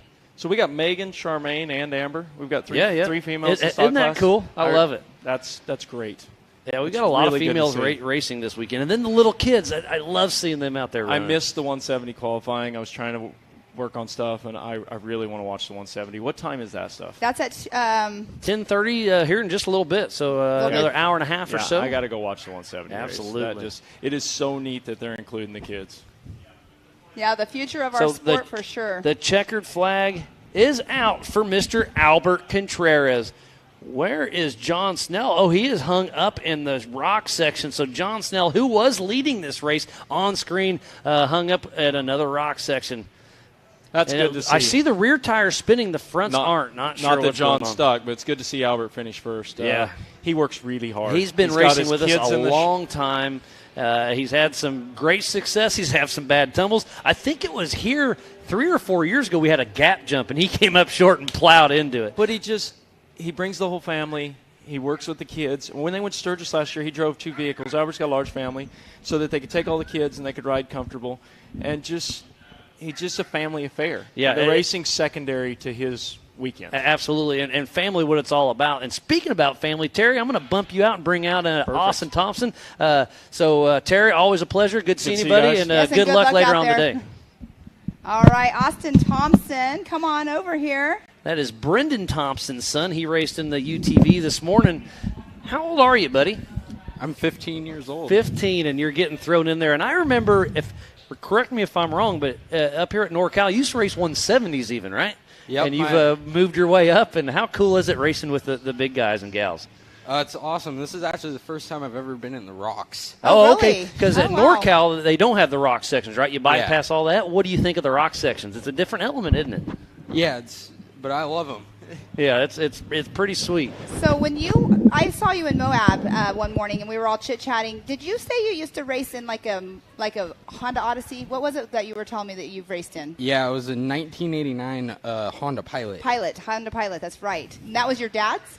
It was my uncle's that had a Rotax 600 in it. Yeah. That's awesome. That was awesome to get some seat time into that. That's not the first thing you drove, though, right? It was the 170s was the first thing you drove? Yeah, my old 170's actually here. Oh, that's awesome. It's racing, huh? But you don't quite fit it anymore, do you? No. So tell us a little bit. I passed by you this morning, and I asked, if you were ready for the day, and you had a little bit of issues yesterday. Let us know what happened with your car before you had to go out for your heat race this morning. So yesterday during qualifying, I went over a jump, and I guess I landed on the throttle or something, and I didn't notice it, and broke the diff completely in half. Oh, wow. Oh, man. So, wow. Brendan, you and your dad got that swapped out last night and got it going? My dad just sat there and watched me do it. I love it. You do all the work on your car. I mean, he would have helped you if you needed it, but I love that I love the father-son team up where he's like, I'll help you if you need it, but here's the tools, here's the part, figure it out, because that's what happens. Yep. Well, and like I was saying, with Terry, whenever he was in here, he's going to be starting in the rear because of the issues he had.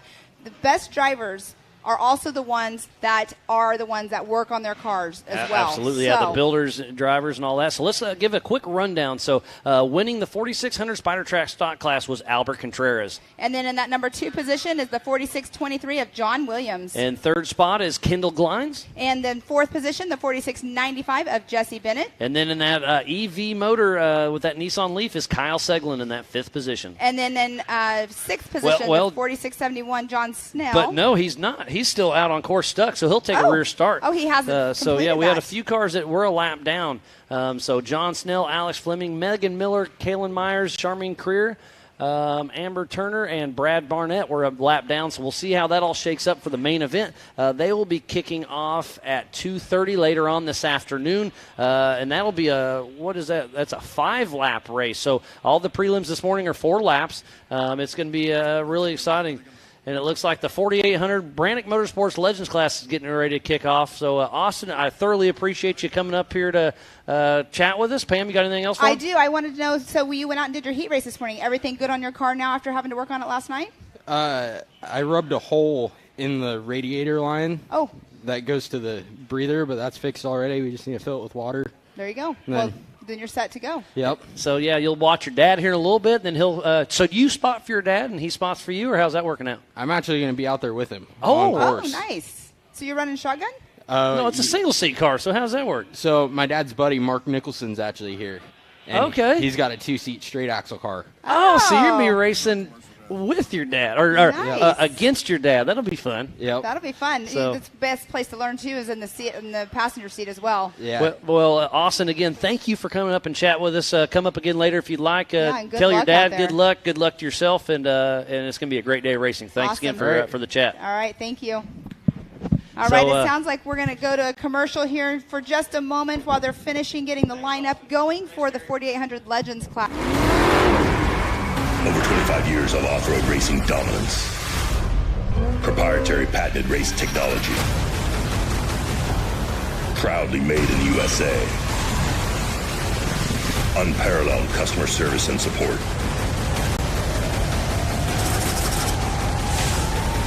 The choice of champions. King Shocks. The leader in off-road shock technology.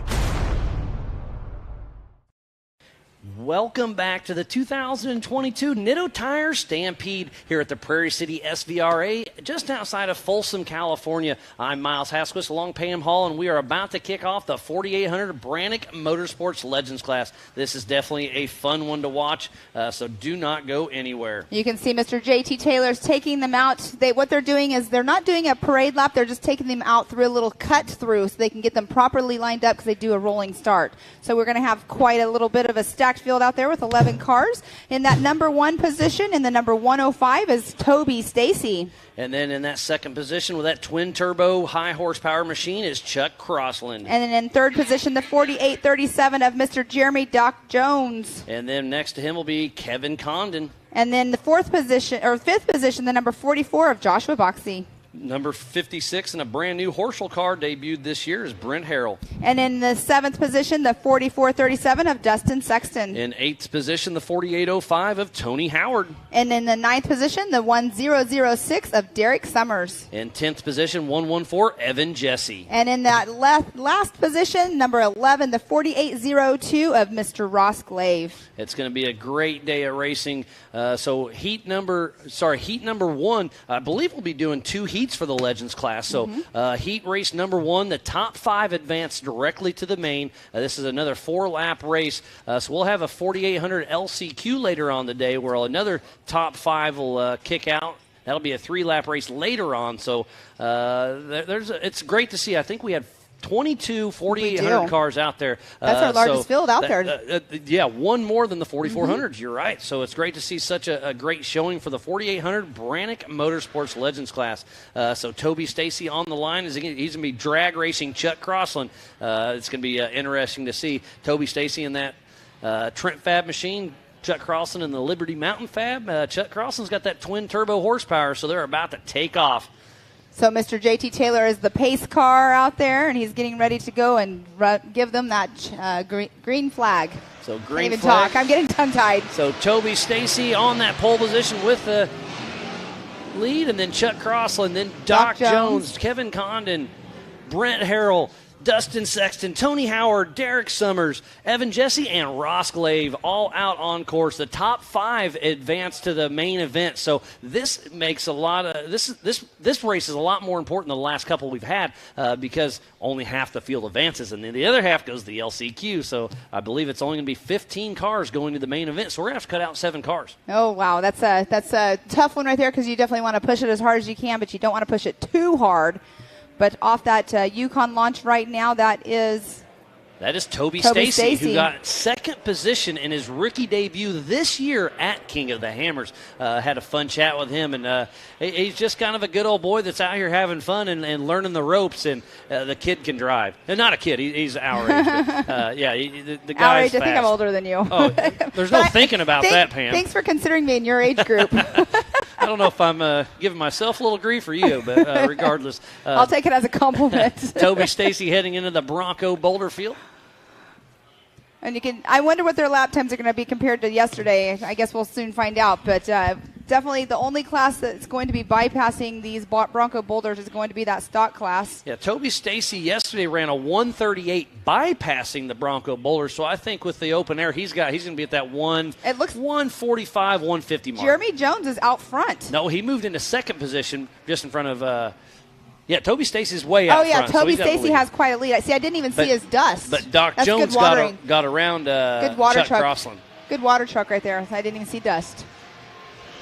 Now so Toby Stacy is all over the throttle. He's going to be hard to catch because lap traffic. A when you're 1:33.791. So adding the Bronco boulders, he shaved off 5 seconds. Toby Stacy, I was completely wrong on my guess. Toby Stacy with a 1:33. Remember, you can go to live.ultra4racing.com and see the live timing we have right here. And we have somebody have a little bit of smoke coming out of the back of their car. We have Balls Out there. One of our vendors down here just came up and gave us some decals. Thank you so much. So yeah, Balls Out Off-Road. If you're in the area, we've got a lot of vendors out here. Come out and check them out. We've got PCI on site, Nitto, King, Balls Out Racing. We got a lot of people out here. Off-Road Patriot Apparel. Yep. So come on out, check it out. We still have lots of racing yet to come today. It's $25 at the gate. Kids 12 and under are free. Or tune in ultra4racing.com/live. Go to the MAO app, MAO and Ultra4 Facebook and YouTube, as they are just sending it up the Yukon launch. And there's Doc Jones coming down the gunite section. Gets a little crossed up there, but these cars are the Swiss Army knives of off-road. We race at King of the Hammers, Crandon, Mid-America Outdoors, Sturgis, California, Tennessee, Kentucky. We go over huge rocks, mountains, short course, jumps, trees, mud, dust, desert, whoops. These cars can do it all and do it all well, Pam. Yes, they can. And so let's go ahead through the top 5 that came through the start-finish line. We have Toby Stacy in that number 1 position. And then number 2 is Jeremy Jones. And 3rd position, Chuck Crossland. And 4th position, Kevin Condon. And then in that 5th position, Brent Harrell. And then Dustin Sexton. Tony Howard in the 4805 and 7th. And Joshua Bashi. And then the 1006 of Derek Summers in that 9th position. So we have had 9 cars that have came through out of the 11 across this doing their first lap. And there's a little bit of a traffic jam going through the Bronco boulders just now, but they're still moving along. And on screen right there, that is Brent Harrell. Oh, and I see somebody stuck in a rock section once again. So the rock sections are proving to be very tough out there. So Chuck Crossland is in that number 3 position, just crossed through with a 2:05.588. But Toby Stacy's still running in that number 1 position, so they are halfway through their heat race. And what you can see right here on screen that they are showing, there actually is a little bit of a jump right there before they go into that Kingpin 180 turn. And we see Jock Jones heading through the rigid rhythm section. Lots of action going on everywhere as Toby Stacy's hitting the Yukon launch as we speak and getting some hang time. There is that Chuck Crossland, I believe, or Jeremy Jones? There is Toby Stacy heading down the gunite section. There's Doc Jones going down the gunite section there again. And they're making it look Chuck easy. Crossland, and Brett Harrell is starting to catch up. Yes, gets the pass going down the gunite section. Oh, and they Chuck Crossland just had to check up. Yep, just they a hair. touched the tire just a tick possibly. But Brent Harrell, I may have said Brett. Brett's his dad. Brent's the son. Very close names, but Brent and Brett Harrell both racing today.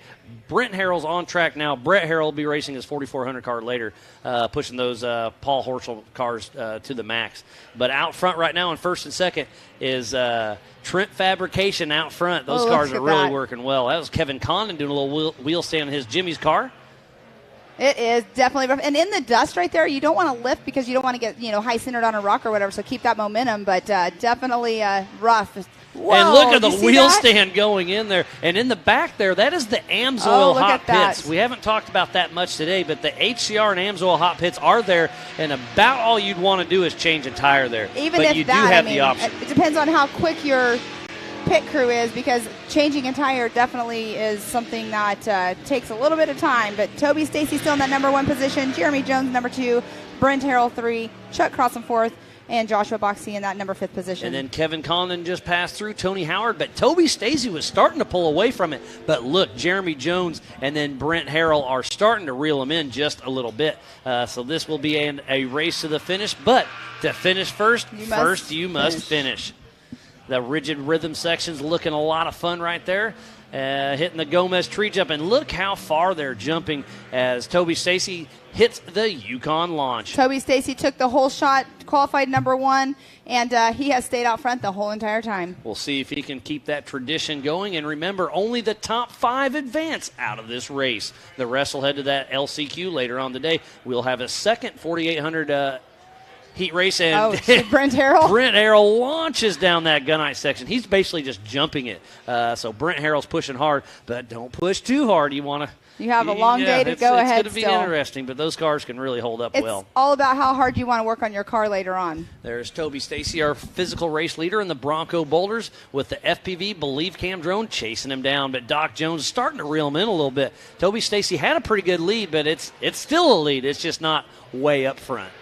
You definitely want to, if you have a little bit of a lead, you want to kind of let up just a little bit, but then that might mess with you. I mean, it's all about strategy. Why change up your strategy at the end? So I used to race UTV short course a little bit, and if I wasn't racing 100%, sometimes I'd miss my mark. If I'd start backing down because I'm like, okay, I got to leave, whatever, I'll back it down to 70, 80%. But then all of a sudden I'm just out of my element. To me, it's hard not to just keep pushing. All right, so we have Mr. Toby Stacy just came through in that number 1 position. Checkered flag came out. With Toby Stacy and then Jeremy Jones in that number 2 position. Brent Harrell in that 3rd position. And then Chuck Crossland getting 4th, and that 5th position goes to Kevin Condon. So going to the LCQ will be Tony Howard, Josh Boxey, Dustin Sexton, Derek Summers, Evan Jesse. Evan Jesse and Ross Glaive weren't even out on track, so tough break for them. They can still go to the LCQ. We'll see how it shakes out. But moving to the main event goes Toby Stacy, Jeremy Jones, Brent Harrell, Chuck Crossland, and Kevin Condon. Oh, look at that. Oh, that's Tony Howard with a flat tire. So he'll be in that LCQ. So that's pretty important for the top 5 moving straight through. There's Derek Summers. He'll have to head to the LCQ later on this afternoon.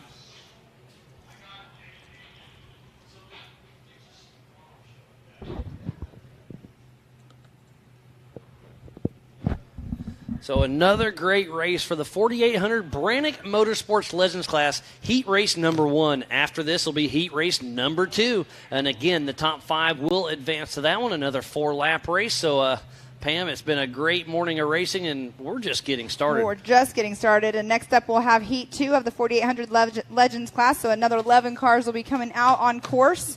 It's awesome to see that is the largest class. You know, everybody always talks about the UTVs are the largest growing class, which it is in reality. In every single kind of racing, the UTVs are, the numbers just keep rising. But out here this weekend, out here at Prairie City, our largest class is the 4,800 Legends class. So we're going to have 22 cars in total that have entered.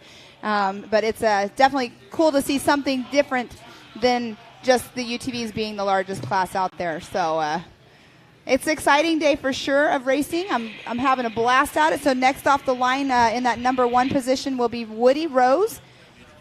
Number 2 position will be... number 2 is Nick Ellery. And then number 3 is James Hubbard. And then in that 4th position, 4874, Brad Mulliken. And then Miss Maddie Moon in the 888 will be taking that number 5 position. And then the wild man, number 31, Matt Tribino. And in that 7th position, the 4853 of Andrew Gorman. 4898 of Arturo Soria. And then the 406 of Mr. Eric Weichel. 224, Brent Dixon. And then the 4806 of Steve Graff. Now, we said earlier he took a little tumble yesterday in the qualifying. Yeah, but and I was chatting with him last night and having a little bit of fun. I was like, kind of rubbing it a little bit, just saying how's everything going. And he says, I'm fine. I just kind of overthought a little bit. And John Dykes was having a little fun with him. He said, Crash McGrath. Crash McGrath. All fun. And we got another guest up here. We got Mr. Brendan Thompson. We just had your son Austin up here, and he had a great run this morning. We were talking about his little front diff issue. I said, so you and your dad had to work on it all night last night, right? He's like, no, Dad sat over in a lounge chair and just pointed. But that's the way to teach him, right? Yeah, he basically killed it. He did it all himself. I mean, he's a huge help all the way around, even with the big cars. But we didn't help at all. He was hands-on. Like you were there to help. You would absolutely help if you wanted, but that's how you learn. So it's great The to best see. drivers. Yeah, I mean, great to see him out there. I mean, I really want him to be a racer. So I mean, if you're a racer, you got to work. You got to be able to work on your stuff because he wants to race KOH one of these days. Oh, that'd be awesome. I don't want to get him stuck out there and not right. Not be able to work on his stuff and have to call someone. So obviously, huge help, and he's a persistent kid. So he pushes us to get out here, and he's always working on the big cars and Can-Am, his Razors and pilots, whatever he's got. Yeah, we talked about all those. Yeah. So, and speaking about big cars, you've got a brand new car. You and your brother Joe Thompson built this car. He gave you some driving lessons, he told me, and all that. well, apparently they didn't work too well. So. But give us a rundown on the new car, because that's very similar to our current King Raul's car, right? I mean, these things are absolutely amazing. Yeah, I was fortunate enough to jump on board with those guys, and Joe and Steven and the brothers obviously created this amazing piece. I just needed something different. I needed IFS, just try to keep up. My old car was old. Joe designed that thing in the very beginning. It's been around a long time. Yeah, we beat it up, and Joe was like a huge help. Yeah. With the so whole give us a quick rundown. Obviously, it's a single seat IFS, but there's a lot of new tricks in it. Single seat IFS UFO car. It's got all billet parts, A-arms, knuckles, LS based motors. Obviously, I'm running all the Maxxis tires, and then I got the SMT American Forged wheels. And it's built in house. I mean, I lucky enough, Joe, your brother, and all the Gomez brothers gave Pam and I a tour around that place. I mean, they've got a lathe, they've got the mill, they got the CNC stuff. They build almost everything in house. Yeah, everything's it's done amazing. with those guys. Like they send some stuff out to get heat treated, but they have a full facility for over now. There. Yeah, right. Until they, you're probably right. They'll put something in the back when they can't get it done quick. They're just going to need to build another shop, I think. Yeah, so they killed it over there. I mean, all the guys that they have. I mean, obviously, it's machined over there. So it's awesome. I'm not over there enough. I'm at my place. So they built all the parts there. They built the chassis there, put it together, and then you took it back to your place and finished it out, right? Actually, I went over there and tacked all the chassis together. All right. Because I got to earn it. I got to put my time in with those guys if I can, and if I had parts, I would try to get my parts made and let them have them. Whatever. I mean, whatever we can do to try to help. Just move forward. So. And you're an amazing fabricator yourself. You've worked with Paul Jr. making motorcycles. That's kind of where we first heard from you. And how's all that coming? It's cool to see that on. You're merging both sides. It's pretty cool. Yeah, the Discovery thing was pretty cool. I did it for a long time. I think it was like 12 years. Being on that show, just killing it. It was fun. It was before I started racing. So, and then Joe started getting into the race thing. Came out and watched and. Got hooked, didn't you? Actually, I co-drove with Jake Hollenbeck. Oh, way back in the day. For the first time, and he got me hooked. I came home and bought a motor that day. Oh, wow. So, I'll be honest with you. Him and Jake Yeoman and all those guys got me in the car, and Joe was building cars, and it just... And here we are, right? It went downhill, and then I teamed up with Maxxis, and it was good ever since. Yeah, that's the worst thing you can do is get in a race car as a co-driver. I did that with my husband. We were dating at the time, put me in as a co-driver, then he let me drive the car. Yeah. That was his biggest mistake. Yeah, I wouldn't want you driving either. Oh, thanks, Miles. I got thrown in the passenger seat because Hollenbeck needed a spot to race, and they started us in the back, and they said he has to drive or finish the race, and I just met Jake. Oh, wow. And I was that's one way to make some friends. Huh? We got on the starting line. I was like, when do I need to get in the driver's seat with you? He's like, we'll figure that one out later. I said, good plan, because I was hoping you were going to say that. Yeah. Well, that's a good plan to have. And speaking about riding in the shotgun seat, sounds like Austin picked up a ride. Yeah, he's going to take my old car. So we're just talking about converting it over to a Legends car since you guys just changed that rule. Yeah. Okay. And get his feet wet. But he's going to ride shotgun today, right? Out on track? Not with. Oh, he is. Yeah. Yeah, I forgot. With Mark, right? He's got Mark Nicholson coming in, late arrival. They killed it. They got that car back together. Their crunch time all day yesterday, getting it done, missed qualifying, and now Austin's jumping in the passenger seat to let him try to guide him through the rock sections and tell him what to do on course. Yeah, no, that's good. Cool. And I just love seeing the father-son. It's cool to see you guys working together. You're out there helping him. He was helping you. Are you spotting for him? No, my brother-in-law's Okay, okay. He's actually the truck driver, so he's in a spot for both of us. All right. Oh, nice. Tell us where we need to go. Yep. Well, awesome. Brendan, always a pleasure. Right. Best of luck. Likewise. Yep. And good luck to see you, out buddy. there. Yep. It's been a pleasure. And it sounds like earlier, yesterday, we caught up with Maddie Moon. So, Pam, let's see what you had to say with her. Hey, everybody. I'm out here with Miss Maddie Moon out here in the pits. You went out for some practice runs earlier. What did you think about the race course? The race course is amazing. I'm really stoked about all the rock sections. I feel like that's kind of my strong point, and it leveled the playing field. The corners are something I'm still getting used to. I've only driven this car one other time. I was able to pilot it on the podium, which is amazing.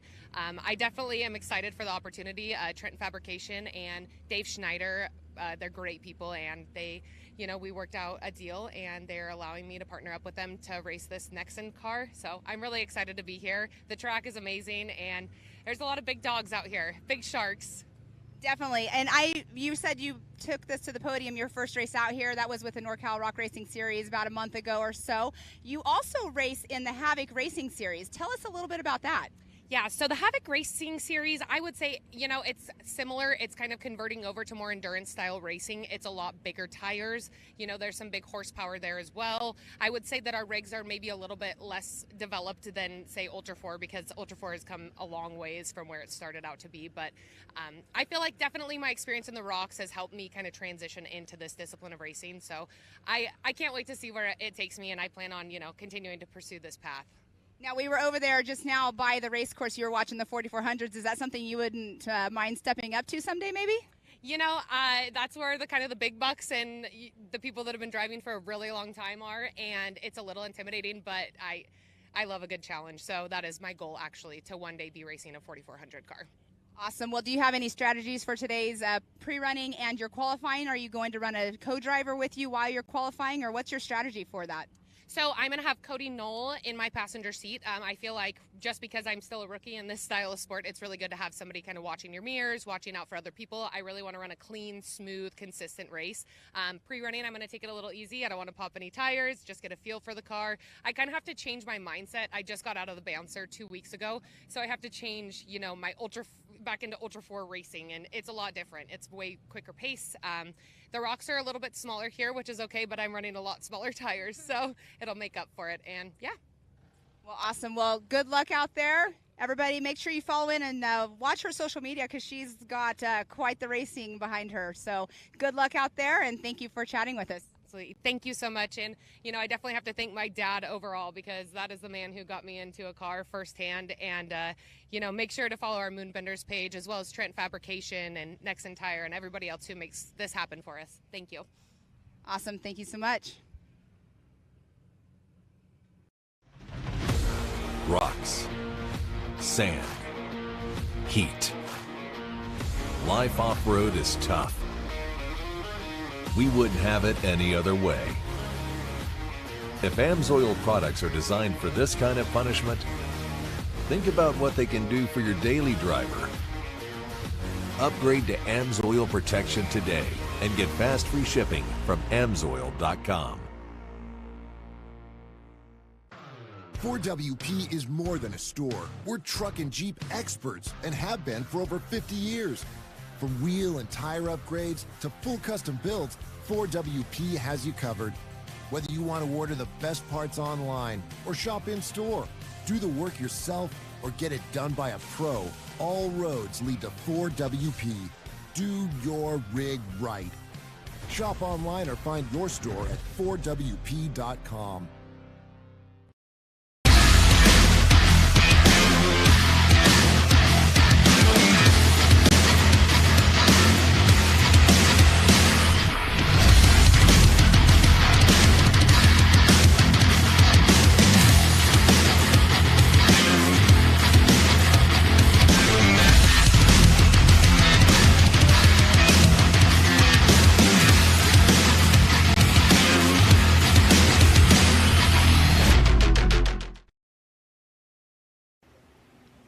And welcome back to the 2022 Nitto Tire Stampede at the Prairie City SVRA, just outside of Folsom, California. Right behind me is the racetrack. This place is absolutely awesome. It's going to get up to about 90 degrees today. It's sunny. It's beautiful, so come on out. It's $25 at the gate.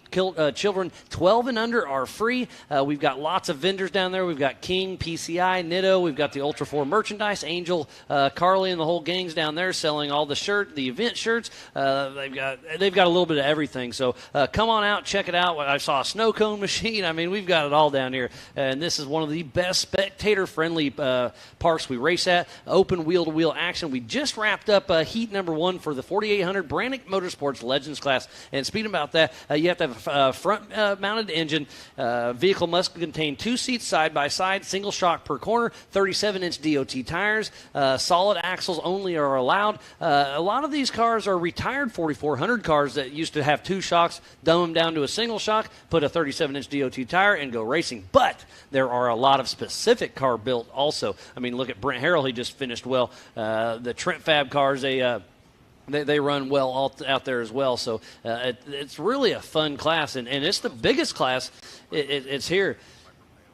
So it sounds like Pam caught up with somebody yesterday as well. So let's check it out. So I'm down here in the pits with Piper Bentley. She is a race car driver herself, but she's not in her car this weekend. I hear you were out there qualifying and practicing in your friend's car. Tell us a little bit about who your friend is and why you're in their car. My friend's name is Bentley Dixon, and he races this car, and he couldn't make it today because he had school today. So he's going to come after he's done with school. And so you race out here as well in a 170, is that correct? Yeah. How do you like racing, and have you been racing for a long time? I've only had 2 races before this, and it's pretty fun, and I like doing it. It's entertaining. It is fun. So a family sport as well, right? You guys have quite the team here, and you have fun. You go to all the races with the ones you're not racing? Yeah, I do. I've been to a couple of my dad's races before, and his friend, Brentley Dixon's dad, Brent Dixon, he also has a car that looks like my dad's, and he's pretty cool too. Well, awesome. So you're going to go out and qualify, and then tomorrow you have to be a spectator. Will you maybe spot for your friends so you don't have to, so you can kind of tell them because you were on the course? Maybe I will, but I don't think I will because I think his grandpa's going to do it for him. Well, awesome. Thank you for taking the time, and maybe next time we'll see you back out here in your car. Yeah. Well, you have fun, and thank you for talking to us. Thank you. Welcome back to the 2022 Nitto Tire Stampede here at the Prairie City SVRA, just outside of Folsom, California. Just saw my buddy Rob Cook roll through. We'll hopefully get a chat with him here after a bit. And hey, come on in here real quick, buddy. You do a lot of the stuff with NorCal, right? I do. I just got here. So you're late. He said I'm going to chill for a minute and then come back over here. I live down the street, and I was just sweeping. That's Clyde. That's pretty funny. Yeah, no, it's good to see you out here. You do a lot of you call all the action for the NorCal stuff, if I'm not mistaken. So this is kind of your home track. It is. This is home. This is my backyard. From the very beginning, helped John get this started. We used to race the track. Used to be in this little 4x4 area right around the corner, and man, it was wild. Yeah, it was so tight. It's nothing like it is today. Yeah, but that was back in the when things were just starting out. XRRA or whatever days it is. Yep. So that was it was pretty wild. It was pioneering. The go-to guys that were like everybody's favorite was like Kevin Yoder. And Chris Ridgway would always run a Trent Fab car. Yeah. Yep. So those guys, and Jeff Mello, those three would just, they would just take the show. It was cool. Yep. Now you look today and there's all these names and all these fast cars. And we've got over 90 people that have entered this race today. I mean, it's awesome. Isn't it? It is because, you compare to NorCal, I'm sorry, and you come out here and it's mind-blowing. I was like, wow, this is awesome. I mean, you guys put on a great event, and you've helped us tremendously, so just thanks. And I just want to have a quick chat with you. And if you want to come up later, go chill, whatever. But if you want to come up and give us a hand, because I'm sure we're missing a few things out there. But no, man. I was watching the live feed yesterday. You guys look great. So thank you. I was telling Pam, I got to see the setup because I was looking at the way you were set up with the window behind you. and it was a trip. Yeah, it's pretty cool, isn't it? Well, how they do that? So, Magic. It's magical. Thanks for letting me say hi. It was nice meeting you, and we'll see you down up here later on. Right? Come on back up. Come on back and say hey, but appreciate it, buddy. Will do. Thanks, guys. Have fun. So that's Rob Cook, part of the NorCal crew with Rock Zombies. Everything's going good. I think I just heard just a minute ago, I heard a 5-minute warning on the PCI race radio, so we should be kicking out heat number 2 for the 4800 Brannick Motorsports Legends class. Again, this is going to be another 4-lap race. The top 5 advance once again, so it's going to be interesting to see how this all shakes out. It is going to be awesome to see another round of the 4800s. I mean, we never split them up like this, so this is super cool. It's fun. And then the top 5 just got advanced, and then we'll advance the next top 5, and whoever didn't make that go to the LCQ and we'll do another 5. So the main event will have 15 cars out on course for the 4800 Brannick Motorsports Legends class, and I think the 4400 class is the same as well. So. I believe so. Let's go ahead and go through the lineup that will be taking off. So we have Woody Rose in that number 1 position in the 4871. And the 1949 in second position is Nick Allegri. And then in that 3rd position, the 4846 of James Hubbard. In 4th spot, the 4874, Brad Mulliken. And the 5th position, the 888 of Matty Moon. In that 6th position, 31, Matt Tribino. 7th position, the 4853 of Andrew Gorman. In 8th spot, the 4898 of Arturo Soria. And the 9th position, the 406 of Eric Weichel. The number 224 in that 10th position, Brent Dixon. And then the 11th position will be the 4806 of Steve Graff. And I realize we already did that, so we just repeated our lineup, but they're getting ready to go off the line here momentarily. All good, yeah. Well, that's because people keep tuning in and out, so exactly. We got to keep everybody informed. Don't forget at home to go to live.ultra4racing.com. That's where you can see the live timing. You can see the positions as they cross the finish line.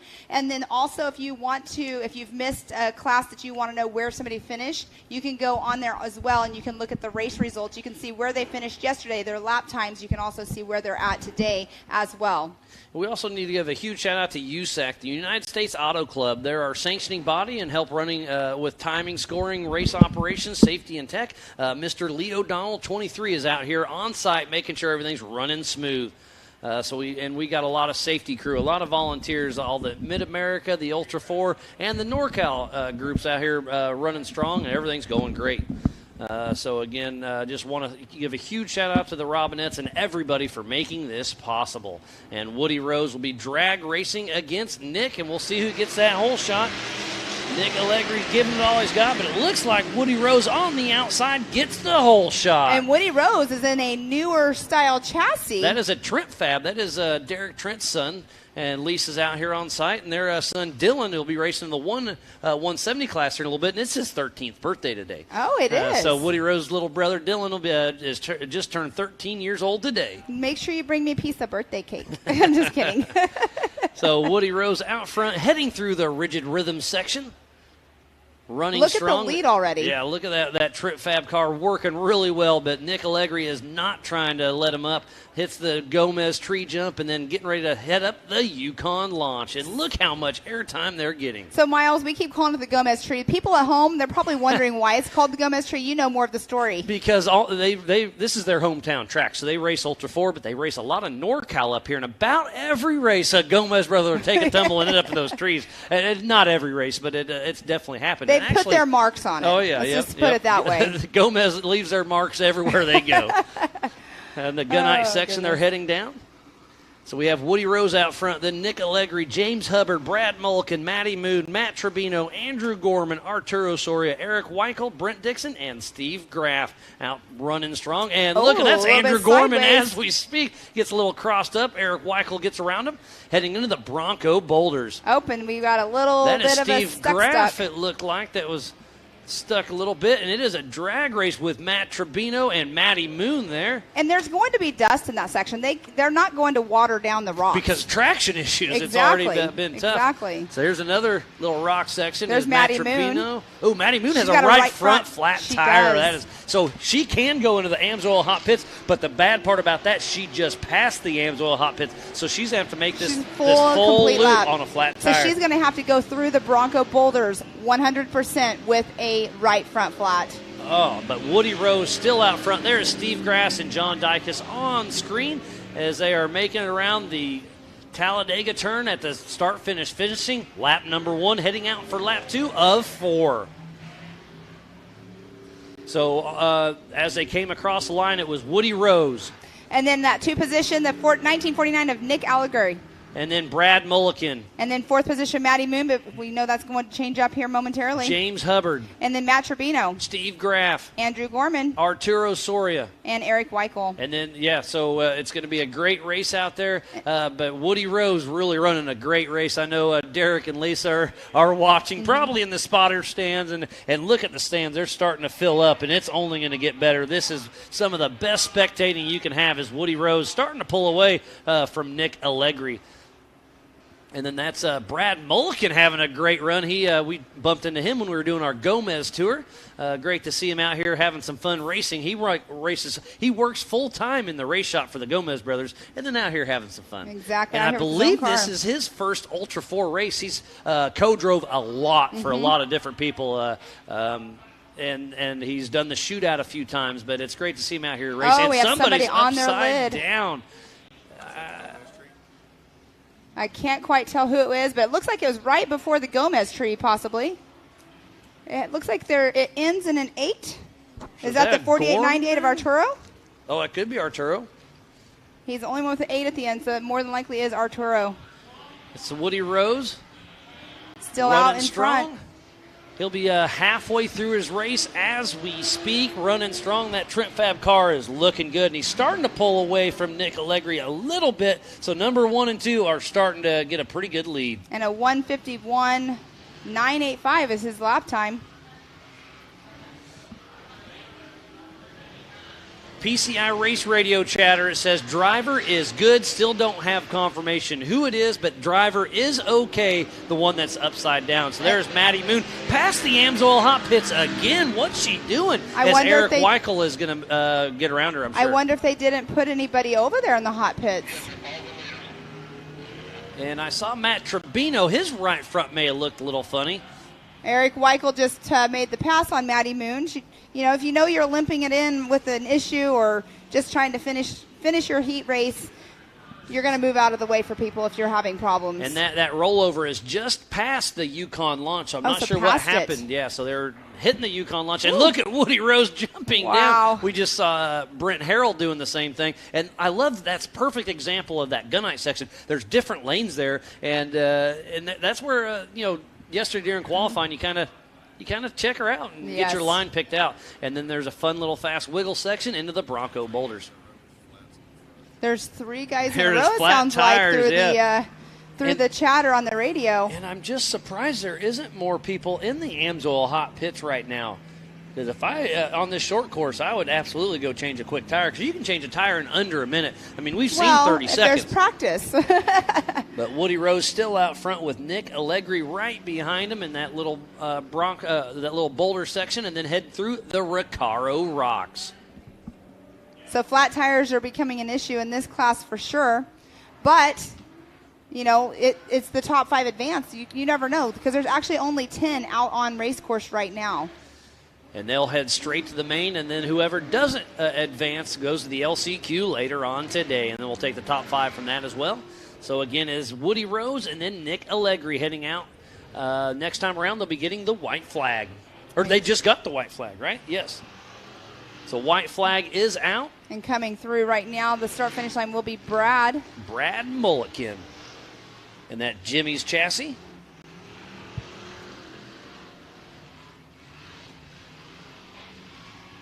What a great day of racing it. And that is Steve Graff with a right front flat tire. Okay, that is Arturo Soria. You were right, Pam. So Arturo Soria, look at the right front. He tore his car up pretty good. So tough break for Arturo Soria, but he is out of the car. He is okay. JT Taylor, the race director. And look, he even gives us a thumbs up.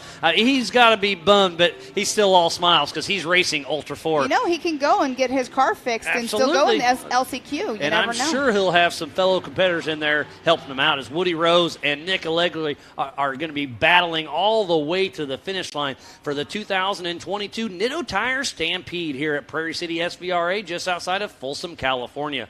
So it is going to be a race to the finish. A little inside-outside through the Bronco boulders. And it looks like a line's starting to get burned in. Nick Allegri's following Woody Rose, but those closely behind. That next entire Trent Fab car is looking good out front. Woody Rose, the first time he drove, he was a fill-in driver at Crandon last year for Ultra4. So it's great to see this young man really stepping up and doing good things. And debuting that Trent Fab car that is starting to, I wonder if that's overheating or what. He's just got a couple more turns to go, but Woody Rose is smoking. Just getting ready to go into the Recaro Rocks. Oh, that is tough luck. Hopefully he can keep the car together. Is he overheating? Is he having issues? Not sure, but the checker flag will be waving, and it looks like Woody Rose and Nick Allegri 1 and 2. So Woody Rose keeps her together. So they'll have to get him back to the pits and see what's going on. And Brad Mulkey, he's just getting ready to go into the Recaro Rocks now. So it looks like right now he will be in that number 3 position. And remember, the top 5 advance. We can see behind us a battle going through the Bronco boulders just now. They're coming in 2 wide. Yeah, so that's going for that 5th position. It looks like Andrew Gorman and Matt Tribino will be battling in that 5th position. And look at Matt Tribino. He goes in and stuffs a front rock, and Gorman gets stuck on a tire and rolls over. Andrew Gorman, terrible luck. And now Matt Tribino, like I said, he went to jump it and stuffed, and look at the right front. He is broken. He's got a steering issue, but he's only got a couple more turns to go. So is it going to be Matt Tribino? Eric Weichel could sneak in if Tribino has issues, but Matt's going to push it. This guy always gives it his all. But tough break for Andrew Gorman. He was going to slide in and then caught that tire and did a power wheelie and wadded her up. But that's why they're pushing so hard to get that 5th and final spot. So Matt Tribino gets that 5th position, so he goes straight to the main event. Eric Weichel misses it by just 3 seconds. Wow. So moving on to the main event is going to be Woody Rose. And then in that number 2 position will be the Nick Allegri. And then Brad Mulliken. And 4th position, the 4846 of James Hubbard. And grabbing the last spot, moving to the main event, is number 31, Matt Tribino. So good job to all of those racers. You could tell how hard they were pushing those number 1, the top 5 spots. And look at that. He, like I said, he stuffed the front end so hard. Smoked a tire, smoked some steering. I don't know if it's a tie rod or what. But yeah, but he's in that number 5 spot. But now he's got to go back to the pits because he's got some work. But he doesn't have to run the LCQ, so he has more time to work on. There's another flat tire, so tires are absolutely going to be an issue. As the Mid-America team in Ultra4, NorCal crews out there riding everybody. They're working on Andrew Gorman. Oh, what a tough leg. But the course is cold. No more racing for the 4,800 class. Just tough break. We saw some carnage. We saw Arturo take a pretty good tumble on the top of the Yukon launch. Gorman there at the end, he was going to sneak in, and then just, like I said, got a little over anxious and just powered through and just flipped her on over backwards, hitting that tractor tire. So we'll do a little bit of track maintenance. It looks like, yes, there he is. Andrew Gorman is out of the car. Thumbs up. Car's back on all fours. Just a tough break for him. So we have just a lot of stuff going on, but we got another special guest coming on in. We have Mr. Jason Berry.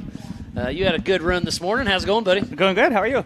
Great. So you've been teaming up with Mid-America Outdoors. You helping up and give your team or your company a little love. It's Wheeling. So we obviously support first responders, but we also have a whole amber area. So Mid-America got 40 lights for your guys to support vehicles to put on the UTVs. Well, we thoroughly appreciate you setting that up, and then obviously the big bossman. It actually really wasn't me. They heard the Wheeling Wine and Whiskey podcast for JT. And he did a little shout out for Wheelan, and then my boss contacted me. He's like, "What do they need?" Oh, that's awesome. That's awesome. And you know, you're helping us, we're helping you guys, and we're all just here for fun. I mean, that's what it's all about. And speaking about fun, like I said, we saw your interview earlier, but you cruise through the pits, and you know, you hit your little siren, and smiles go everywhere. Yeah, it's all in good fun. You know, you're walking, especially little kids. Hey, you want to play with some lights and sirens? Yes. Oh, I mean, absolutely. I remember when I was a kid. Yeah, if you got to crawl in a cop car, or when you go flying, the pilot lets you peek your head in, and all the buttons, the bright lights, and all that. And you guys are heavy into aviation too, correct? Correct. That's where it all started, was aviation. Yeah. So again, thanks to Wheelan and Jason Berry, you're having fun doing it, and your company supports you. It's great. And the way you got into this, if I'm not mistaken, is you kind of called them up kind of for a sponsorship, and they said, "Why don't you come to work for us?" No, it was actually the other way around. So I started working for them okay. About 2.5 years ago, and then I bought a race car, I don't know, in October of last year, and I said, "Hey, I'm going to race hammers. Do you guys want to sponsor?" And they were like, "Sure." Why not? It all worked out. That's a win-win. But So you guys have some good things going. Obviously, it's not meant for, you know, this. You know, exactly. But, you know, I put a light bar on the roof just to show it off. It's good, though. It's not helping aerodynamics, but it's all in good fun. And you call it the cop cart, right? It's the cop cart. Yeah, I like cart? it. Cop cart That's funny. instead of the golf cart. Now, I've been saying the percentage. Was it 90% of all the safety vehicles in the United States that are running your lights, or did I say that wrong on percentage-wise? It depends on the industry. Okay. So law enforcement versus fire versus amber. Okay. But, I mean, we definitely have the market lead. Okay. Lead. I've been kind of saying a percentage, but I thought I heard 90%. So I don't think it's quite 90, but we definitely are. You want to be there. Yeah, absolutely. Who doesn't? Yeah, no doubt. It's pretty cool to see, though. I know, like, all the little kids yesterday, whenever he was talking to them, and they're all around your car. They're just having fun. Yeah. We showed the video of the one you had in there, and you played the siren, and he was like, oh, when it got to the Mexico. So, good times. What do you got going on with your hands? I see the red tape. What's that for? I broke my wrist. Okay. Yeah, I broke my wrist, and it's still kind of healing. And this just kind of helps out, keeps my hand in the position I want, keeps me from stretching and squeezing too hard and doing that white knuckle stuff. So what kind of tape is it? It's kinetic. Kinetic. Yeah, I love that K-tape. stuff. Yeah. That So I works mean, well. 1,000 uses, but on my hands out here for this kind of stuff because you're just constantly moving 1,000 miles an hour. It's and you don't even know it's there. Yeah. Yeah. And it just kind of helps you go. And what's you know, you qualified yesterday. You ran this morning. You're getting ready for your main event later on the day. Give us your rundown on the course because it's 1.28 miles. Right. You ran 4 laps this morning. You're going to run 6 laps this afternoon. Correct. What do you think of the course? The course is fast. It's very fun. There's definitely some faster lines, and some of the jumps want to make you buck, and some of them don't. So you just got to make sure pick those and get your right line. And yeah, we started, I think, 9th on today's first heat, and we finished 6th. Okay, so mid-pack. So mid-pack. That'd be a good start. And I'm sorry, Brian, but I totally nerfed Brian Croft right here in the third rock pile. I bent my whole light bar back, bent the tabs and everything. Not good. But it's all in good fun. We were head-to-head on the second rock pile, and then he got the jump out of it and got right in front of me on that center line. And I was just like, Toby's like, you're going to hit him. I'm like, I know. But, yeah, I mean, Rubbin's racing, exactly. and obviously you guys got done. All smiles, high fives. And I was actually kind of scared because right here on the final turn, he put it up on 2 wheels, and I was right behind him. And I was like, oh. Yeah, he started biking a little bit. Yeah. So. Yeah, that's where the experience comes in handy to recover from those bicycles. Yeah, exactly. Well, we thoroughly appreciate you coming up to the Nitto booth and having a chat with us. Jason Berry, best of luck later, and thanks to Wheelan and everybody for everything. Good luck. Always a pleasure, buddy. All right, guys. Take it easy. Bye. So, Bye. Earlier in the week, we were able to Pam and I went to the Gomez race shop, and it was absolutely phenomenal. Obviously, we're all gearheads. We love racing, so going to tour a legit race shop was absolutely phenomenal. So thanks to the whole Gomez clan for bringing us in, high fives, handshakes, and giving us a full tour. And we'll kind of I caught up with Raul a couple days ago, and here's what we had. We're here at Gomez Race Shop. We have our current king, Raul Gomez. This place is absolutely amazing. Thanks for giving me a quick little tour around here. It's awesome to see what you have going on. I'm excited to see the future with Gomez. Morning, Miles. Yeah, it's great. Thanks for you guys for coming by. We've just been pretty much in prep mode and getting ready for the races this year. I know the boys went and did Utah a few months ago, and we're just ready to go for this weekend. And again, you are our current king for King of the Hammers. You're racing with Ultra4 this weekend. You haven't raced your Ultra4 car since King of the Hammers, if I'm not mistaken. No, I haven't. We just since the car was new after Hammers, we did a complete tear down just to double check everything, make sure everything held up, everything was good. So we skipped out in Utah race, and So I'm excited to get back in the seat of this thing and see what it can do here this weekend. Yeah, it's going to be some great short course racing coming up. Like I said, Joe Thompson gave us a quick run through the whole shop. You guys build so much stuff in-house. It is absolutely phenomenal what you guys have going on here. So I'm excited to see what it come together. Yeah, for sure. I mean, it's like I said, this car's new for a short course, so we're trying a few things out this weekend, see how it goes. But this car's feeling fast. I went and tested it on Monday, and it was probably the fastest I've ever driven on a short course with the Ultra4 car. So it's going to be definitely a game changer for us here this weekend out there. Well, perfect. Well, it's going to be a lot of fun, and this is kind of a home track for you guys. So you guys have raced here with NorCal quite a bit, but you're here for the Stampede this weekend. It's going to be a lot of fun. Yeah, it's our home track. Last year, I actually won the championship from JP. He'd been reigning champion for 6 years, so I actually took the championship from JP on the NorCal Rock race, and so I'm feeling pretty confident coming into this weekend, especially on home track.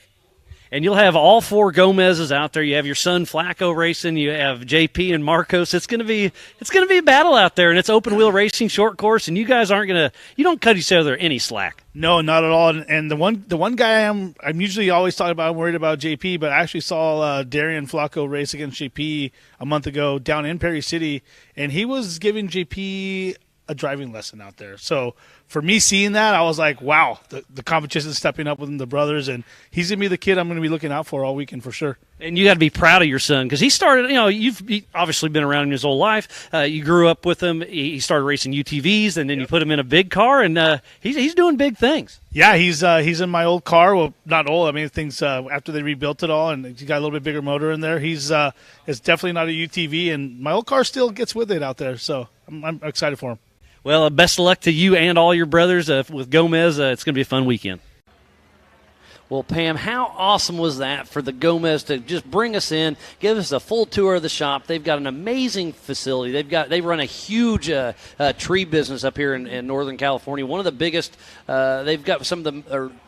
They employ some of the most people up here in Northern California. They've got a huge business, yes. Very successful, and it's great to see them support Ultra4 as much as they do. And then we were talking to Mario a little bit. We're like, hey, can we come up there? And he's like, yeah, come on in. And then we're pulling up, in the little Mustang, and we're just kind of, where are we going? And I see a truck. We're like, oh, there's Marcos. Yep, and he's like, oh, what are you guys doing? I didn't know you were coming. I was like, well, thanks, Mario, for not relaying that. And then he brings us in, and Raul like I knew said, we were coming, I think. and then they spent the next 2 hours of their day showing us the entire race shop. They've got just all of their little event center they have, and all their offices. I mean, it's an amazing facility. So again, thanks to Gomez for giving us that full tour, and for Marcos telling us that when they purchased that property, there was nothing there. Yep, and I'm going, wow, amazing. What they have built up. It was awesome. It was a great backstage tour. It's awesome for the race shops to let us do that, but the Gomez brothers, for sure, it was super cool to go see because they're such a large part of this sport. Oh, absolutely. And he is our current king at King of the Hammers. He won this year. It's absolutely amazing. And it's really cool what they're going to do. Later on, I believe a picture will be posted with the scepter. I've got the picture, but I didn't want to be the first one to post it. But, they've updated the King of the Hammers scepter and made it, it's been around for a long time. But yes. they did a little makeover, and it's absolutely beautiful. And I said, so who'd you make this for? He's like, oh, I made it for me. I'm keeping it next year, too. As he should say that. So, yeah. I mean, there's 4 of them out there, so you never know. But, yeah, definitely super cool to go to that shop, and it would love to go see other race shops as well. I'm going at the end of this month to one on the East Coast, so that'll be fun to hopefully have some information to – And I was talking to Cody Wagner, who makes all of our trophies at LaserNut. He said, hey, next time you're around, come out. So I hope to do a shop tour with him at some point. But up next, we will have the 4,500 Yukon Gear and Axle Modified class. This will be another 4-lap race. Everybody will advance to the main event. And the 4,500 class, you can have 2.5 shocks per corner, mechanical steering, a 37-inch DOT tire, and another front engine class. So it's a fun one. I believe we have 10 cars. Well, Travis Riley took a tumble, so now we only have 9 cars that'll be racing. And again, Travis, I hate to see that for you. He was out practicing yesterday, got crossed up in the rigid rhythm section, and completely wadded up his car. He was definitely heartbroken. He is okay. The car's hurt, but I believe he was coming back out here to watch.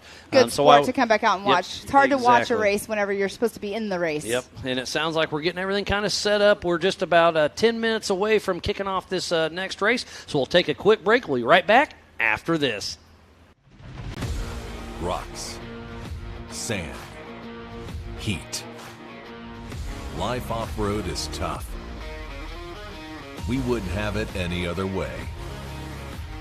If AMSOIL products are designed for this kind of punishment, think about what they can do for your daily driver. Upgrade to AMSOIL protection today and get fast free shipping from AMSOIL.com. 4WP is more than a store. We're truck and Jeep experts and have been for over 50 years. From wheel and tire upgrades to full custom builds, 4WP has you covered.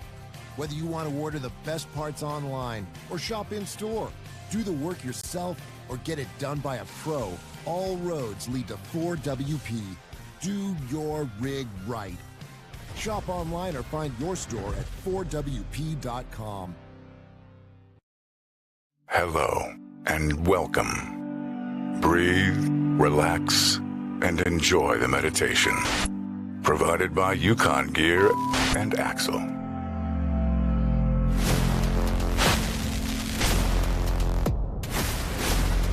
Shop now. The ultimate off-road performance.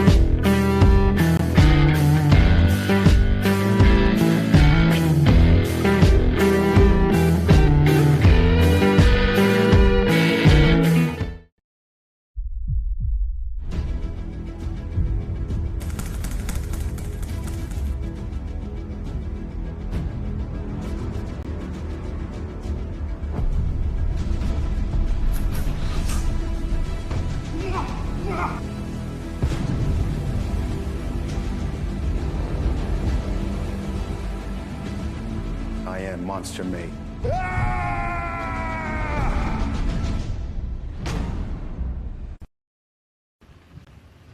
And welcome back, world, to the 2022 Nitto Tire Stampede at Prairie City SVRA, just outside of Folsom, California. I am Miles Haswis alongside Mrs. Pam Hall, and we are about to kick off the 4500 Yukon Gear and Axle Modified class. What a wonderful day of racing it's been. Thanks to everybody for tuning in, each and every one of you all over the world. It's been a wonderful morning. We qualified yesterday afternoon, and it's been great, Pam. It's been a great day of racing. So much excitement already. I can't wait to see the rest of the day that's going on. I've been chiming in and looking at the Facebook pages. Lots of people watching, and I'm sorry I'm behind on some of them, but the good old team just said we can always go tour their shop. Oh, that'd be awesome. Yeah, they've been racing with us for a long time. Yes. So that'd be a fun one to go check out. Yeah, so thank you, everybody, for tuning in and watching the live show. We're trying to bring you guys the best show that we can here, and it's been just a lot of fun out here in Prairie City. Yeah, no, and Goodalls will be racing in this race right now, so let's kind of give a rundown who's in here. So on the pole position is Chad Jesse. In that number 2 position, the 7779 of Kenneth Goodall. And then Joseph Medina, and that is Triple J. I made that I was talking to him last night, and he's actually stepped up and driving that car now, so we had a fun chat last night. So great to put those puzzles together. I've only known him as that, and we had a fun chat last night, so he's out racing. And then the 4580 of John Matthews in that number 4 position. Number 13 is, oh my God, Justin Hall. You had an interview with him the other day as well. In that 6th position, the 4533 of Jesse Balter. And 7th position, 4531, Sean Rance. 8th position, the 63 of Jimmy Jack. And that 9th position, 4532, is Steve Crawford. And then that 10th position, if he was here, he would be in that number 10th position and the number 4, Travis Riley. But hopefully he's out here watching and cheering on his other teammates. I'm sure he either is here or watching at home. So unfortunate, like you were saying earlier, on the luck of that. Yeah, and we did get a catch up with Justin Hall yesterday, so we'll see if we can get that little video played here sometime today. We had a little fun with that one. But yeah, this 4500 Yukon Gear and Axle Modified class is a fun class, and they showed up pretty good. We started with 10. Riley took a tumble, so now we got 9 cars out there. They will all advance to the main event. This is another 4-lap race. And it's going to be fun. And then their main event will be a 6-lap race. So we're kind of mixing it all up there, and it's going to be a great day of racing. We're not quite halfway through by no means. We've been racing for hour and a half now, and really, we've gotten through a lot. Yeah, it's been pretty good action. JT Taylor, the race director, has been keeping everything running smooth. The Mid America Outdoor Ultra4 team's been going good, and John Goodby with the NorCal team. We're all teamed up together for a common goal, and that's to have fun. Fun I think everybody is having. Last night everybody had fun having a taco truck here for all the driver appreciation. That was an amazing dinner. From the East Coast here, I don't get the good tacos anymore. So thanks again to the whole Robinette family and Mid-America Outdoor crew for putting that on, a driver's appreciation dinner, because without them we couldn't put on a show. So that's what we're trying to just have, is just it's a fun time, and that's like I said, I was calling the show yesterday, right? Joseph Medina is passing whatever. I had no clue it was my buddy Triple J. So we're sitting in line last night having tacos and chatting, and I all of a sudden he said something about I was talking to his dad, and he said something about his brother Medina. I'm like, so who's Joe Medina? And he's like, well, him. I'm like, oh, that's my buddy Triple J. I didn't know his name. You didn't recognize the overalls? I saw that, but I didn't know the name to the face. So he used to co-drive with John Grounds, but now he's taken over that car. So it's great to see Triple J really stepping up and going out there. So it was a way for, like I said, we're all just there having fun. We're talking to each other, and it's crazy that it's such a small world that that's how you learn stuff, is just talking with everybody. Well, so and the drivers that really don't know each other, they can sit there and get to know each other. And the workers, us out here that are working, they're all hanging out over there as well. So, the drivers that are out there, they're thanking people that are working hard out here on the racetrack. And it's just a good thing to do, for sure, to have everybody get together and have that fellowship together, just for a dinner, sit-down dinner. It might be quick, absolutely. But hey. And the tacos were amazing. And I was talking with Gus, kind of the manager that runs all this stuff. He does an amazing job. He's kind of the go-to guy. He's, when I show up early or work late after the races, he's kind of, he's the boss. And me and him were chit-chatting with Rob McCalla and talking about stuff. And he's like, if you ever want to come up here and run, Ford Ice or anything around here, let me know. He's like, well, we're actually heading up there Monday. So they started chatting, and he may be even staying in his spare house. So, nice. The Rubicon's up here, Ford Ice. It's an amazing spot. So 2 places I have not gone. It's on my list, and I will make it at some point. I lived in California for 30-something years, and I never did it. So. Well, that's what's wrong with you, huh? Yeah. Yeah, I'll definitely, one of these days I'll come back up here. I've had some offers of getting in some vehicles with some people, so one of these days I'll do it. But we'll make it happen. We need to have a little group. What do you call that? A team building on the Rubicon Trail. I like that. I like that. I like your style. Hey, Gus. Gus, are you listening? No, he's probably busy working. But yeah, no, all in good fun. It sounds like we're just a couple minutes away. We should be. It sounds like a part of our production crew is going to be going up and doing some trail riding, so that'll be fun for all of them. That'd be awesome. They're the behind the scenes of what we're doing right here. You don't have any idea, like Miles was saying earlier, the hard work that goes on behind the scenes. I mean, they're down there having to switch the cameras and make sure our audio. Everything, every little teeny there's tiny a lot detail. Going on for sure. So big shout out to all of our production crew.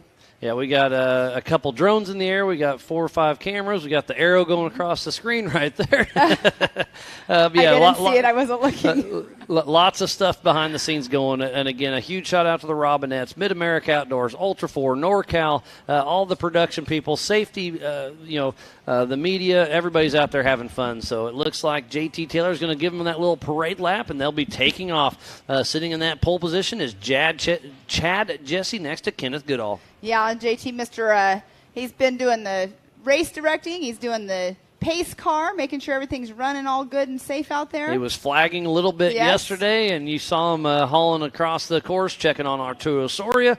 He is a man on a mission, getting her done, and without him, it would be tough. Yep, mixture of everything.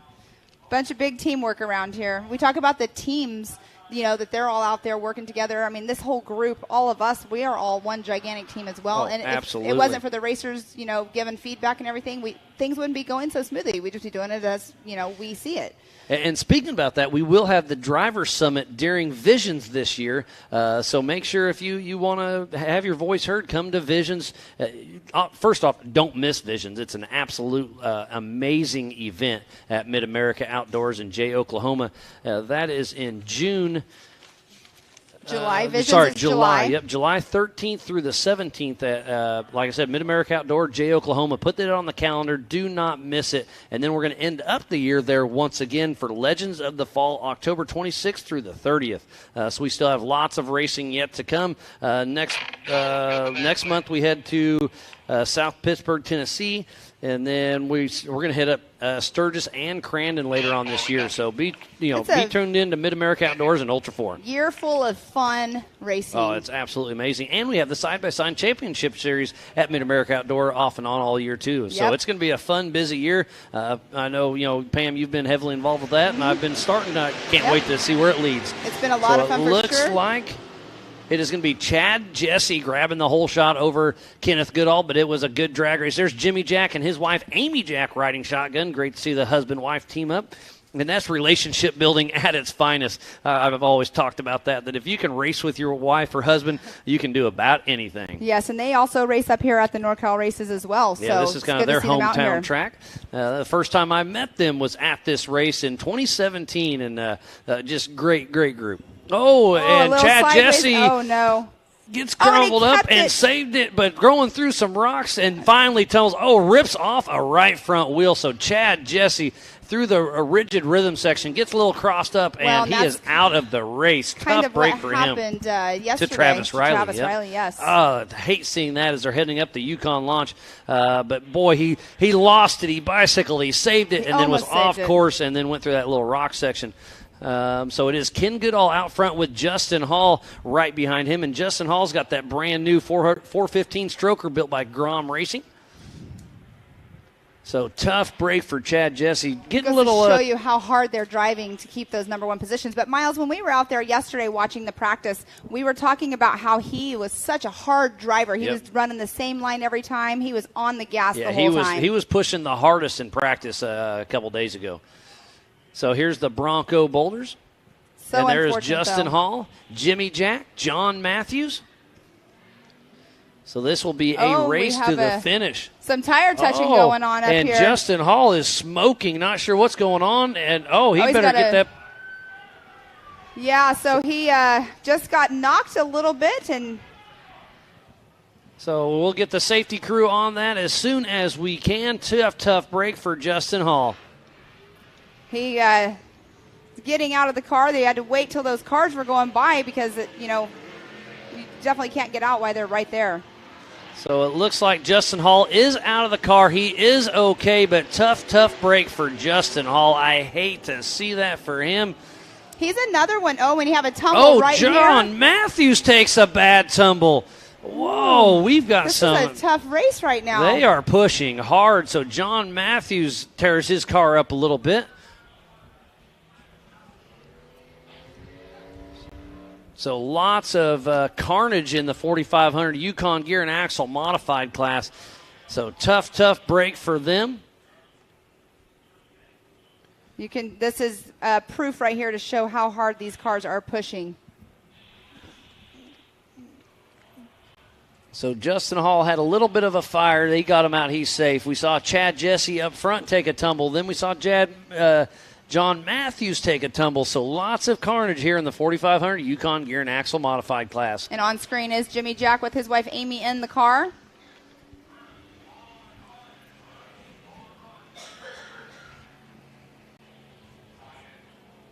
So lots of action out on course as Jimmy Jack's coming into the Bronco Boulder fields as we speak.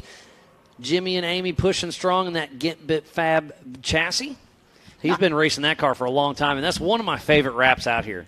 I was turned around watching the race going on behind us, Miles, and right before Justin Hall's car went up, I'm not sure who it was that was right next to him. They touched, and then his car went up. So not sure what happened. What happened to Kenneth Goodall? With all the carnage going on, I kind of lost a little bit of who's where, but Jimmy Jack's out front now. He is out front for sure. Kenneth Not sure what's going on. It's we'll see how many cars are left running out on course. So it looks like Triple J's is going to be in that second position, then Sean Rance Sr.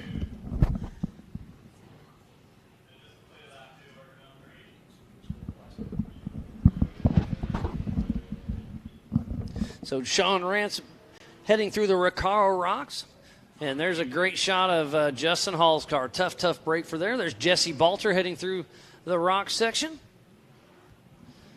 So Jimmy Jack and Joseph Medina. And they have first John and Matthews second. back on his rubber side down right now. I saw him fired up, a little puff of smoke, but it looked like a steering rod up front was broke. So tough break there as Jimmy Jack heads through the rigid rhythm section.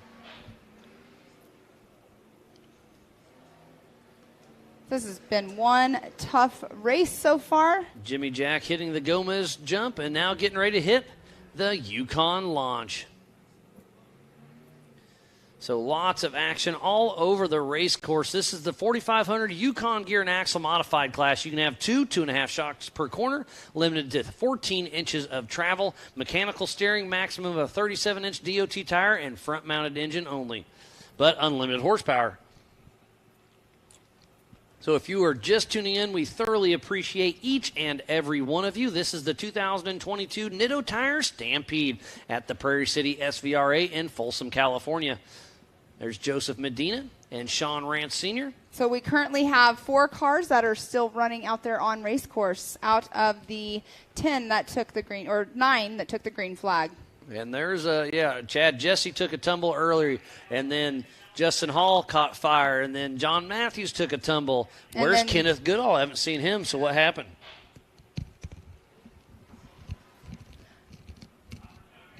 I believe it was Kenneth Goodall and Justin Hall that kind of tapped right there, so I'm not sure if something might have happened to his car as that little incident happened, because they tapped each other, and then that's when everything happened with Justin Hall. Yeah, that's a tough break for sure.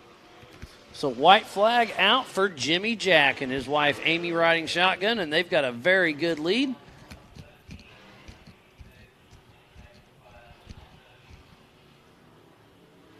So Joseph Medina with Fly Off-Road in that second position, but on screen in that beautiful built Bronco is Sean Rance. And let's talk about Ford real quick, because there's Ford contingency money on the line. If Sean Rance can win later on today, he'll take home $2,000, because they put up $1,000 for a Ford front clip, and then another $1,000 for Ford Performance horsepower.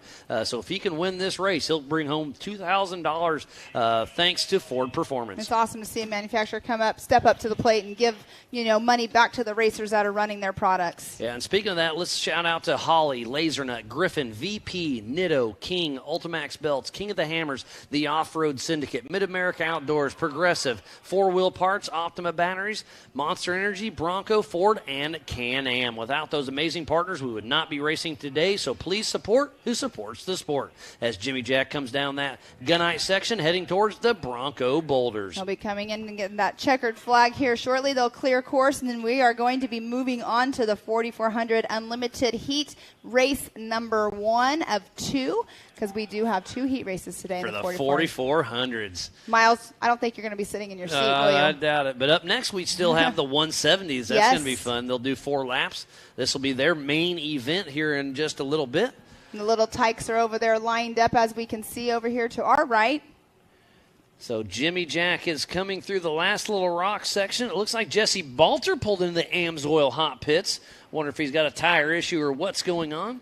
But hopefully they can get everybody lined back out and ready for their main event.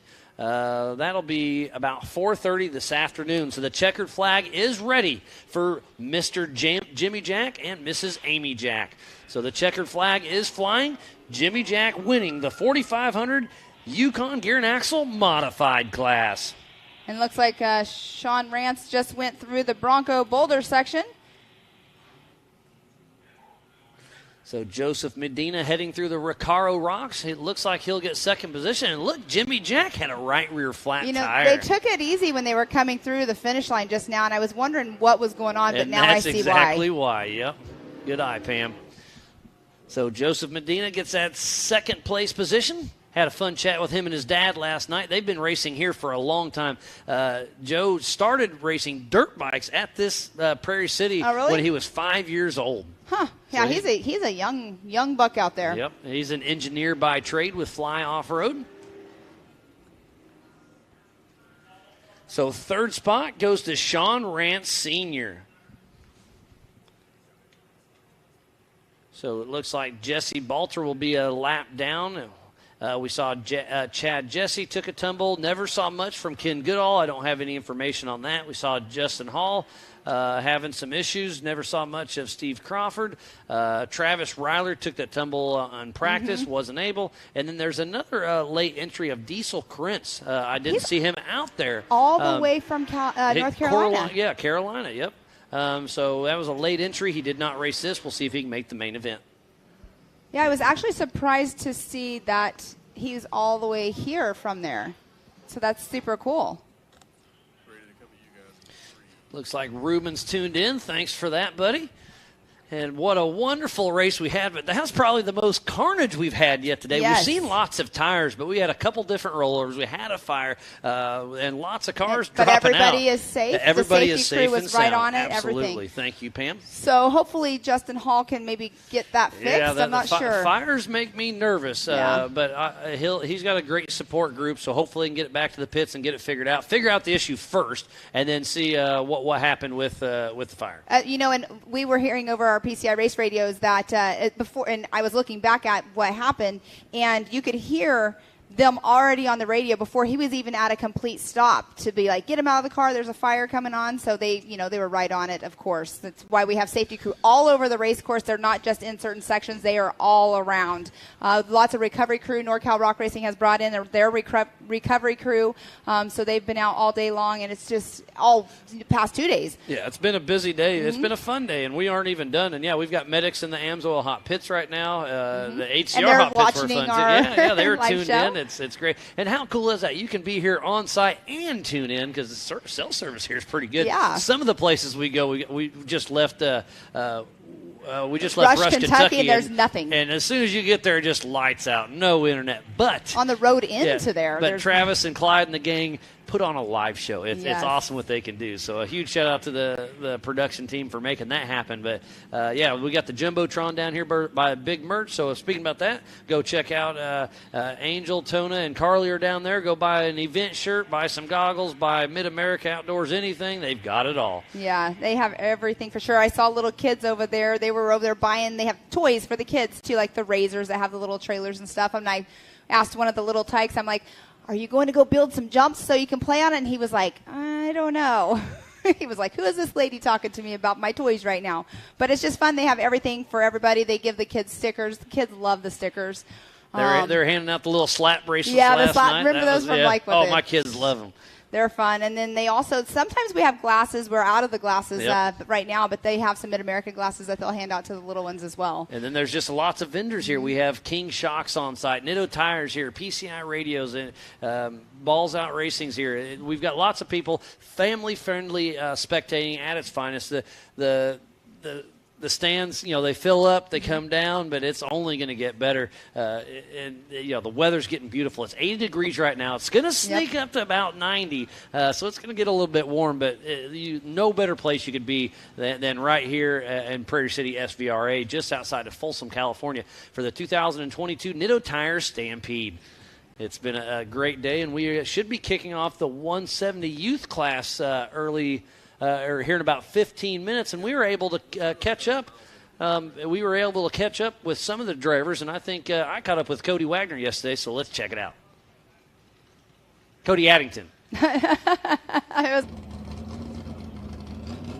So I'm here with Cody Addington, number 888 with ADD Racing. We're here for the Nitto Tire Stampede. It's going to be a lot of fun.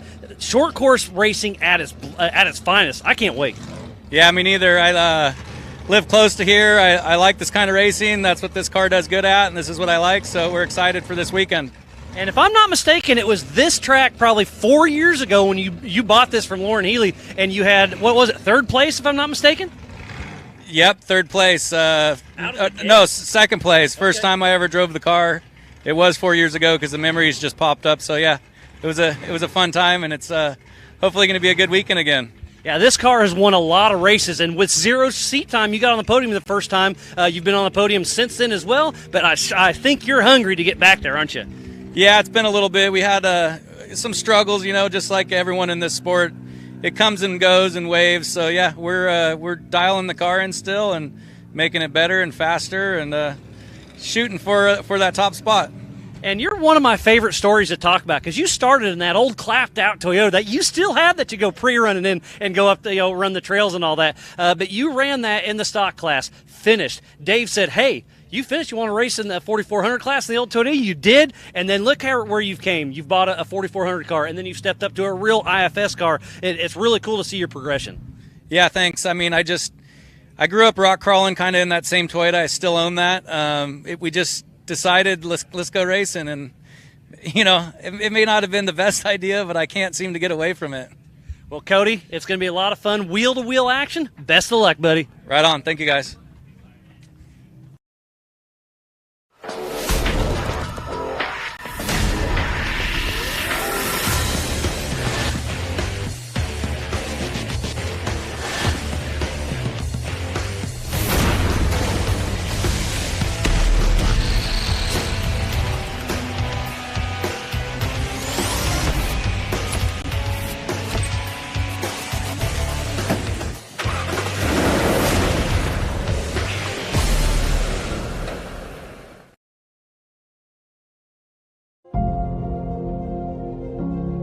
The thing that people don't realize about ARB is that they have been developing the parts as our series and our sport has grown to these new extremes. They keep evolving as the sport has evolved.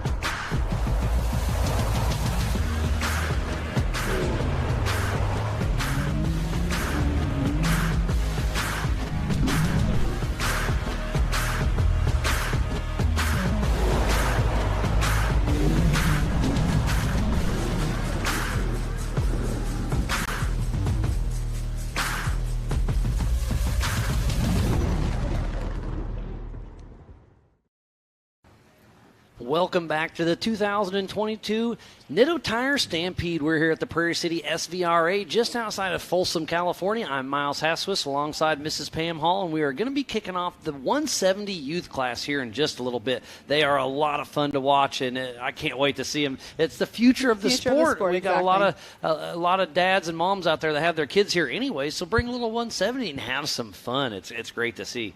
Definitely. We were talking about all the family that, involved in the sport. We've seen some interviews with Raul Gomez earlier. It sounds like they're going to go ahead and cut to one. We had a chat with Darian Gomez yesterday, so let's see what he has to say.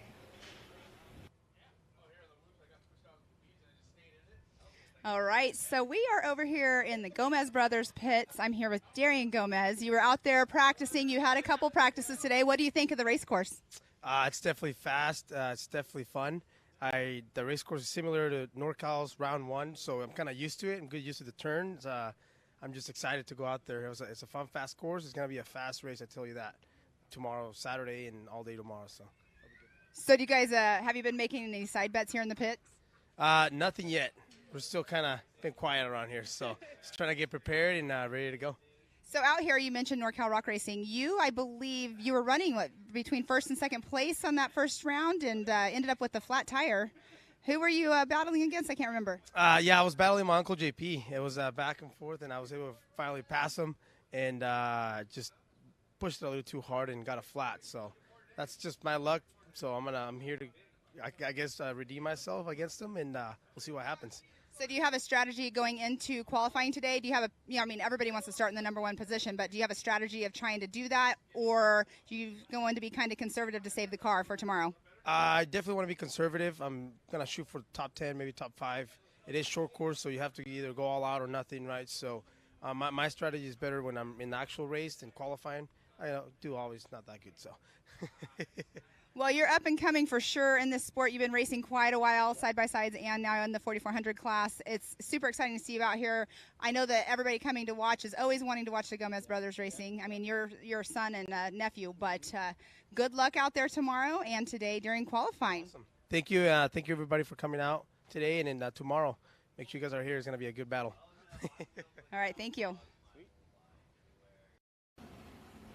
Well, there was the scepter that they just redone. It was a great chat you had with Darian. I mean, the whole Gomez crew is here. They've got 4 cars that will be racing here in just a little bit, so it's great to catch up and have a little chat, and I hope you guys are enjoying it because we enjoy doing it. Yeah, and Darian, he's the young one coming up with them, and he's out there, battling it out. In Moab, he was battling it out with his uncle Marcos, and that was a lot of fun to watch. I love hearing them heckle back and forth with each other. Their laughs are the best in the sport for sure. And if you didn't know, that is Darian Gomez. That's Raul's son, yes. Our current king, and that's why he has the scepter there. And it was a little sneak peek of it, but they've done some cool things to it. And he's running in Raul's old car. Yep. So, the old King car. Talk about hand-me-downs. He's got a good hand-me-down. I'd take a hand-me-down like that anytime, that's for sure. But they all run tight with Joe Thompson and UFO. He's part of their race program, and they build some amazing stuff. So great to see what they pump out. But up next is going to be the 170 class. The tiny tots. I call them the tiny tots all the time. So who do we got, Pam? All right, in that number 1 position is going to be the 117 of Alex Ranu. And number 66 is Anderson Porter. And in that 3rd position, the number 22 of Dylan Trent. The birthday boy, Dylan Trent. He turned 13 years old. That's Derek and Lisa's kid. Pretty cool to see. And then in that 4th position is going to be Brentley Dixon. And then in the number 5th position, the number 75 of Peter Abb. And that's Edwin Abb's son. It's great to see. In that 6th spot, number 114, Grace Hennel. And in that 7th position, the number 21 of Jackson Gunter, which we had the interview with yesterday. Super cute group of kids. We'll see his dad, Jaron Gunter, race in a little bit. And then at 8th position is going to be Taysom Mastersmith. So got 8 little tots out there running around. It's going to be a lot of fun. Like I said, the future of our sport, the young guns, guys and gals out there having a blast. Well, they should be kicking off here in about 5 minutes. I heard JT talking. He was watering the track a little bit, keeping everything going on. But yeah, it's we got a lot of racing yet to come. Yes. We will take a little bit of break after the 170s to do some more track maintenance, and then at 11:30 we're going to kick off heat number 1 for the 4,400 class. And out I can't even talk right now. I'm getting so tongue-tied. We have 2 170 classes that will be out on race course. We do have the 170 modified class, and then we have the limited class. So between the 8, we have 4 and 4 of each class out on race course today. Yeah, it's going to be a lot of fun. And we got a little note up here that Jason Sears, number 2 and 8, missed his prelim earlier. He broke the frame and the motor mount area. So what they did is they cut up one of the trailers that they had, cut some steel out of the trailer to get it fixed. So Jesse Balter, so Jason Shears wanted to give a huge shout out to Jesse Balter for helping him. They cut on his trailer a little bit, patched it in, welded her up, so he will be making the main event. So, that just goes back to the Ultra4 Mid-America family. Teamwork makes dream work, and they're going to be out there racing. And he was the number 1 qualifier yesterday in his class. Yep, and then had some issues with that frame. He said I walked by, it was yesterday, and they were on a trailer, and they had some jacks. They had it strapped down. I didn't know what was going on. I did see that. Yeah, I went over and chatted. His frame was bent up and hitting his drive shaft in a couple spots. So they bent it down, and now it's broken. So that car's been put through the paces. Well, and he races out here, too. Yeah, with he does the NorCal, Rock Racing Series. So it's it's a well-used car, and he's out here racing with us. And again, we were saying he's normally the mechanic with Dan Wyrick's car, and he's kind of moved over with Paul Wolf just a little bit. Yep. helped transition Paul in his new car, and I just got a deal. Justin Cowers tuned in. Thanks for tuning in. We appreciate you. Thanks for saying thanks, but thanks for watching. You know what I mean. And again, you can go to the MAO app. Go to ultra4racing.com/live. Go to the MAO and Ultra4 Facebook and YouTubes and check it out. We'll be live racing all day long. And if you want to do the timing, go to live.ultra4racing.com. You can have the same timing we have up here in the Nitto booth. And there's a lot going on. It's going to be a lot of fun. There's a lot going on, a lot to it. Like you were saying, the Mid-America app, you can go directly to it from there. I highly suggest going ahead and downloading it. The schedule's on there. Lots of information. And then today we have the 170s going right now. Like you said, we have a little bit of track maintenance that will be going on. We'll actually get a little bit of a lunch break, so go refuel for the rest of the day. It's going to be a good day, so make sure you don't go anywhere. Get lunch plans figured out. Get your beverages figured out because it's going to be a party. It's going to be a fun day, fun day. And again, if you're anywhere in the Folsom, Sacramento area, we still have tickets for sale at the gate. They're $25 per person. Children 12 and under are free, so come on out. It's only going to get faster. We're still doing prelims. We got the 170s next. And hopefully we'll throw up the schedule here in a little bit so you guys can see what's going to happen later on today. But the 170s are getting ready to take off. And then we'll have the 4,400 heat race 1, heat race 2, and then the 4,800 LCQ, the top 5 advanced from all of those. UTV main event at 2 o'clock, 4,600 main at 2:30, 48 mains at 3:30, 4,400 LCQ at 4 o'clock, 4,500 main at 4:30, and then at 5:30, the 4,400 main event. We'll have 15 of the fastest guys and gals out on course. It's just going to be a fun day of racing, so be sure to either tune in here or come on out. I can only imagine what their heat races are going to be like. I mean, look what we just saw in the 4,500 modified class. That was the gnarliest one we've seen yet. The 4,500 Yukon Gear and Axle modified class threw it down. We saw Chad Jesse took a tumble. John Matthews took a tumble. Talk about not holding back. Not sure what happened to Ken Goodall.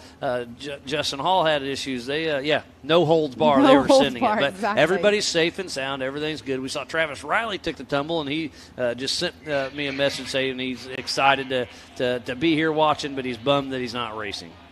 Yes, and the weather couldn't be any better. I mean, we're up here in the shade, so I'm not sure how hot it is standing out there in the sun, but it's a beautiful day up here in Northern California. And it's been a while since I've been up here. But it's gorgeous. Beautiful in part this of area. the country, absolutely. Not too far down the road, you got South Lake or Lake Tahoe, I should say, which is a beautiful place. You were saying you haven't been there yet. Not yet, but I hope to see it at least once. That's one place I always say if I ever hit the lottery, I'm buying a house. Oh, there we go. It's gorgeous up there. And, afar we can see the other day, you could see some snow still on the mountains out there. They have lots of ski resorts in that area. So lots to do up here. You have Napa Valley, so wine country is not too far down the road. You got the San Francisco Bay Area. It's just we're so located right here where you could go anywhere you want to see, the beach, the mountains, whatever. Yeah, gorgeous. It's a wonderful part of the world for sure. This is our second race for the Ultra4 Western Series. We're super excited to be back. Our third and final Western Series race is going to be the Black Hills Throwdown in Sturgis, South Dakota at the Buffalo Chip during Bike Week. That is August 5th through the 7th, and it's going to be a huge event. I've heard some live music's going to be there. I've heard about a rodeo, America Pro Rock, downhill Barbie Jeep. I mean, Sturgis is going to be one to watch. So Barbie Jeep, tune in. They need their own series because now we have it the Memorial Day weekend at Mid-America. We have it. Yeah, coming up here in just a couple weeks. It's been know. busy. I can't wait to be there for that as well. And then Legends, or not Legends, but the Visions. There's Barbie Jeep, then Sturgis, and then Legends. That should be a little series within itself. Yeah, I don't think USAC will go for that, though. Yeah.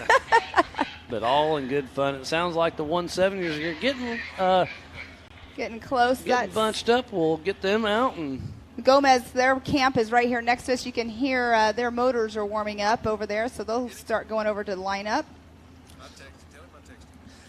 So, again, we need to give a huge shout-out to Holly EFI, LaserNut, Griffin Race Radiators, VP Racing Fuels, Nitto Tires, King Shocks, Ultimax Belts, King of the Hammers, Can-Am, Ford, Bronco, Monster Energy, Optima Batteries, 4-Wheel Parts, Progressive, Mid-America Outdoors, The Off-Road Syndicate, AMSOIL, Method Race Wheels, Axial RC Cars, 360 Wraps, Spider Tracks, Recaro Seats, Baja Jerky, Raceline Wheels, PCI Race Radios, ARB, Rigid, Brannick Motorsports, Tread Lightly, Action Sports Canopy, Off the Grid, Clothing, MBRP, Yukon Gear and Axle, HCR, Warren, last but not least, Factor 55. So please support who supports the sport. Without all these wonderful partners, we would not be racing here today for the 2022 Nitto Tire Stampede at the Prairie City SVRA just outside of Folsom, California. And speaking of Warren, it was awesome. Amber Turner's mom comes up here, Dolly. She comes up and says, hey, make sure you mention that Warren Winch is holding her hood down. Because we saw in qualifying yesterday, it came up a couple times on him. Well, and her brother comes up here and he talks to us, and he was like, slam on the brakes and I'll hit it down every time. And so that's how they were getting the hood back down. Yeah, that's pretty wild. I'm but like, they made it happen. They zip made it ties, happen. you know, that's what I'm saying. You got to have zip ties on a car. It's not a race car. There's a lot of truth to be told there. And you can see, the four-wheel parts in Holly and Optima and Progressive, those wind blades right there are the wind's picking up a little bit, so that'll help with the wind. They did just put a little bit, the wind will help with the dust. Yes. Getting a little tongue-tied. Thank you, Pam. We're going to be doing this for 12 hours, Miles. It's got to be expected. It's going to happen. That is no doubt about it. But we are having fun, and I hope you all here on site and back at home are enjoying it. Well, last night as we're driving back, leaving here, it was pretty funny. We're sitting here talking. We're going to be on here all day long today, and we're going, well, let's see who's going to be a horse by about 2 o'clock today. Yeah, no doubt. There's Chad Jesse's car, I believe, getting the fork of shame out of there. What'd you say, the fork of shame? The fork of shame. The telehandler? Yep. Now I know the name of it. It depends on the day. You can call it whatever you want. want. What did I call it? I said the big forklift. And you're right. I mean, it is. It's gigantic. Telehandler. Why is it called a telehandler? Heck if I know. I didn't make it up. It looks like forklifts. But those things are handy. We use those a lot of places we go. Setting up the Jumbotron. At King of the Hammers, we use it doing everything.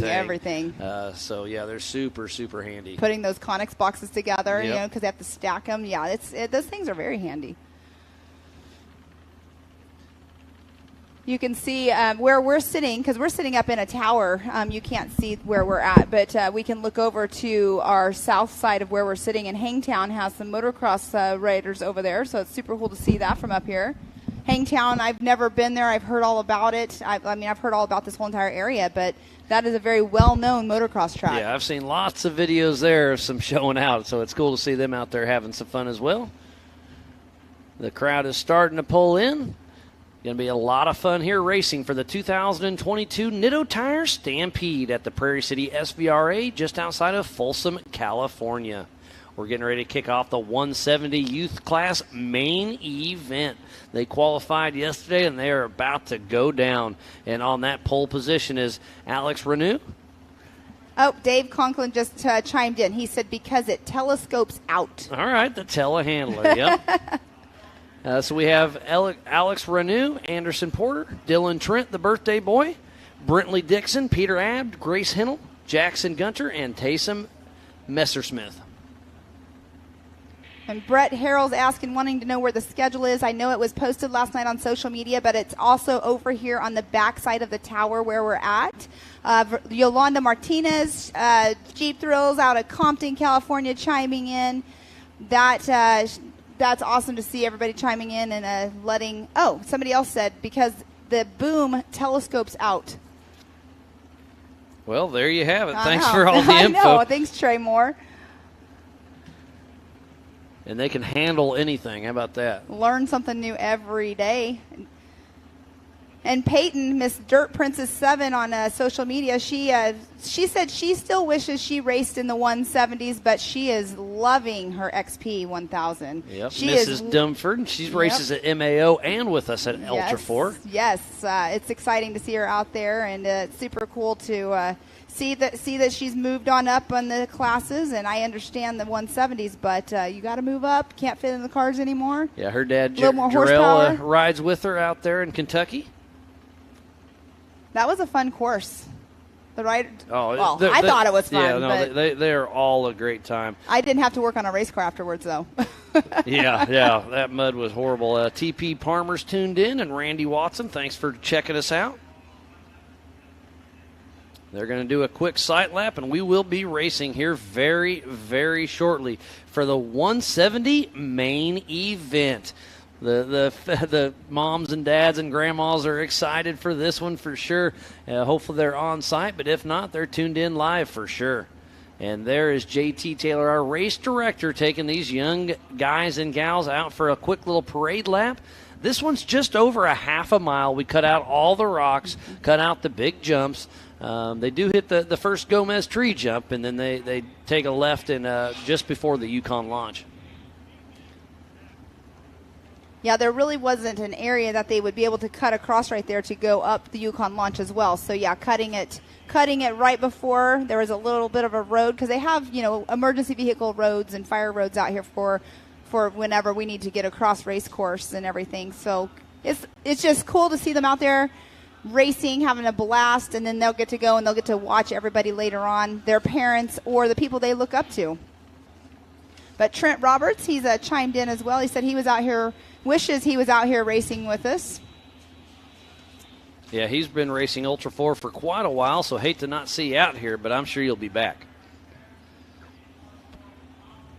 So, again, we want to give Dylan Trent a happy birthday. He's out there racing on his birthday. I can't think of a better birthday present than that, unless you can take home one of those laser nut trophies. Yeah, that's super cool to see them. They love the trophies. I mean, sometimes we have racers that will give kids trophies. Yeah, Shannon Campbell is one that comes to mind, that I've seen him give away so many trophies to kids, so many body panels. I mean, he's in the Off-Road Hall of Fame. He's a 3-time king, and it's great to see what he gives back to the sport. I mean, like we were saying, the future of the sport right here, they look up to them, and they're like, you know what, I want to be like that someday. Like, they want to be that fan favorite out here. Oh, absolutely. And as they don't know and probably don't understand right now, but they are the fan favorite as they are in the little 170s anyway.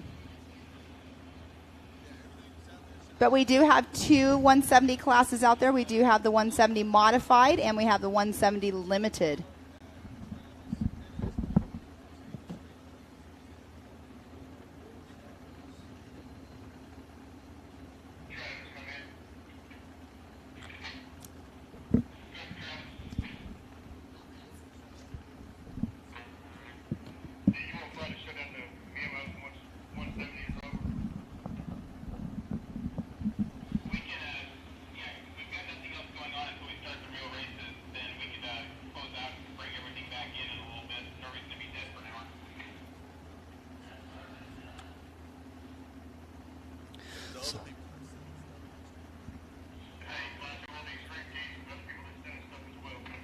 So, again, thank you to everybody tuning in to the 2022 Nitto Tire Stampede at the Prairie City SVRA in Folsom, California.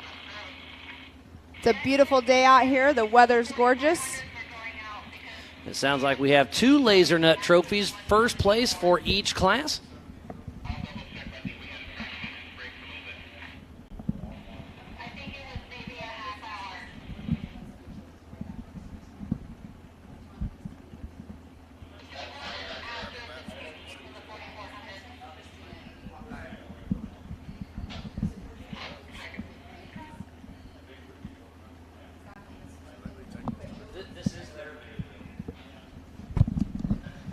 So the 170s will be kicking off here very shortly. They're out there taking their little parade lap. Race director JT Taylor keeping them honest. So Alex Ranu, Anderson Porter, Dylan Trent, Brentley Dixon, Peter Abb, Grace Hinnell, Jackson Hunter, and Taysom Messersmith.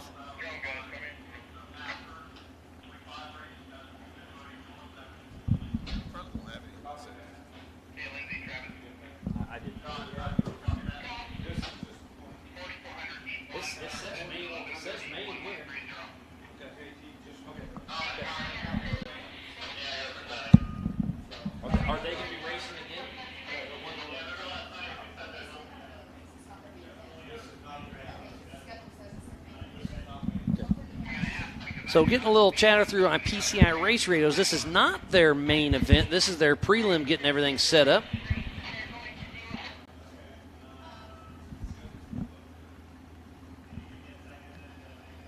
And then we'll be giving trophies out after the main events later on today.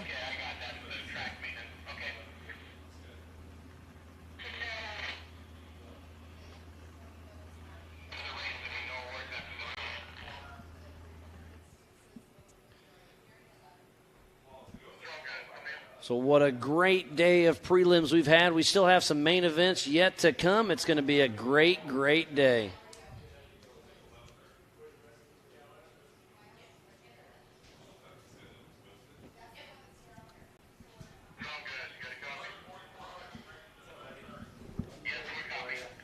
You do something.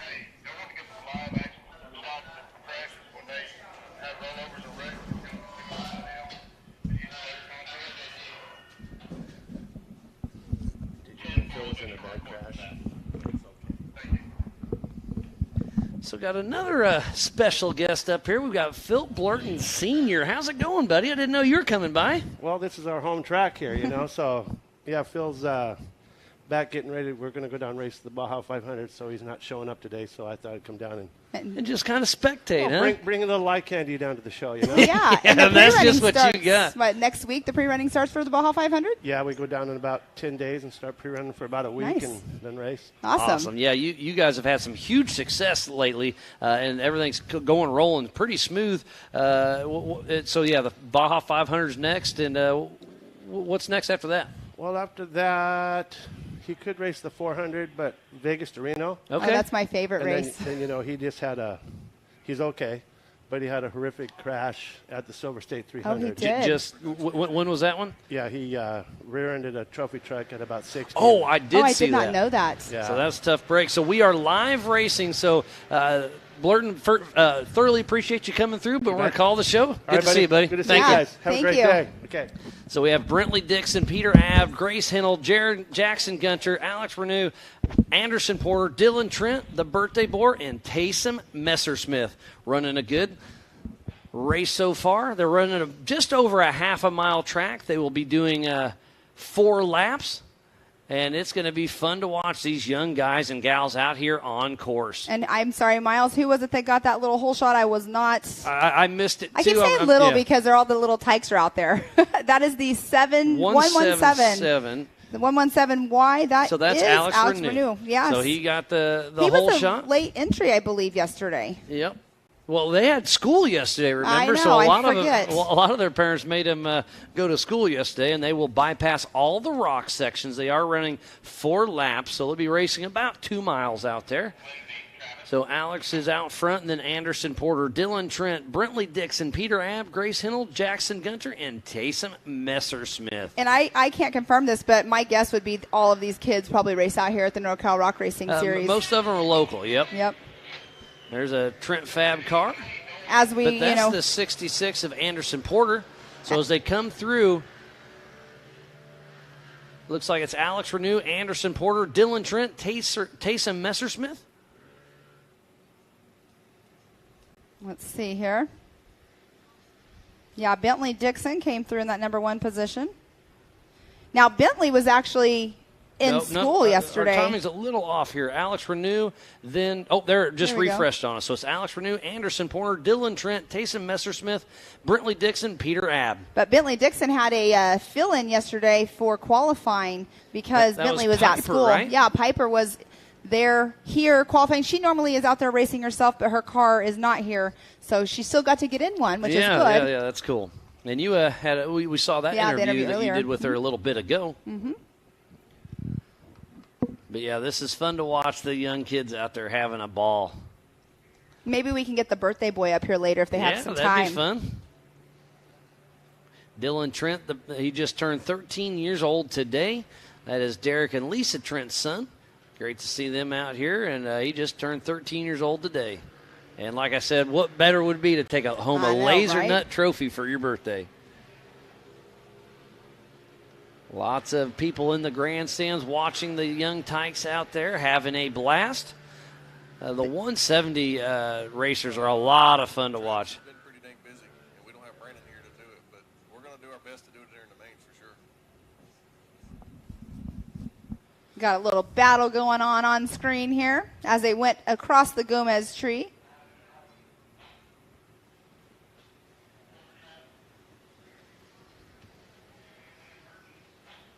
I can't quite tell who that is. Oh, that is the 117 of Alex Renew and Anderson Porter going 1 and 2. Oh, Anderson took that a little too wide. But keeps her going.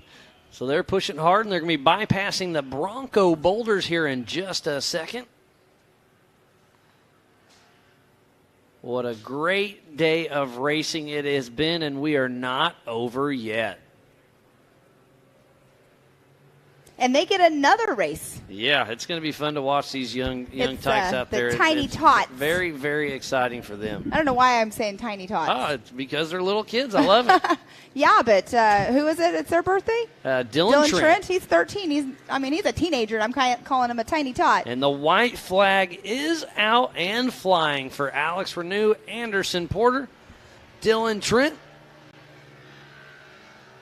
And Taysom Messersmith.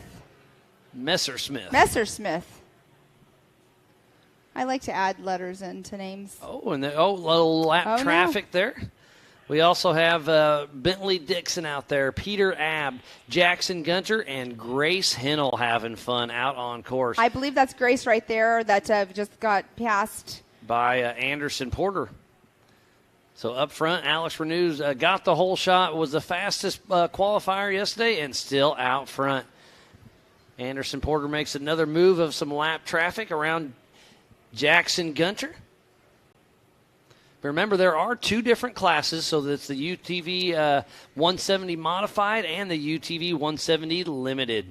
So in first place for the Limited is Brentley Dixon, then Peter Abt, and then Jackson Gunter. But in that Modified class, it's still Alex out front. And they're getting the checkered flag all ready to come out, and as Alex is getting ready to come across the finish line in that number 1 position. So checkered flag out for Alex Renew, and then second place. Yeah, not too far behind is Anderson Porter in that number 66. And then the birthday boy, it looks like, should get that third position. There's a pass going on right there on the Talladega turn, though. So Dylan Trent, gets that third position in the UTV Modified.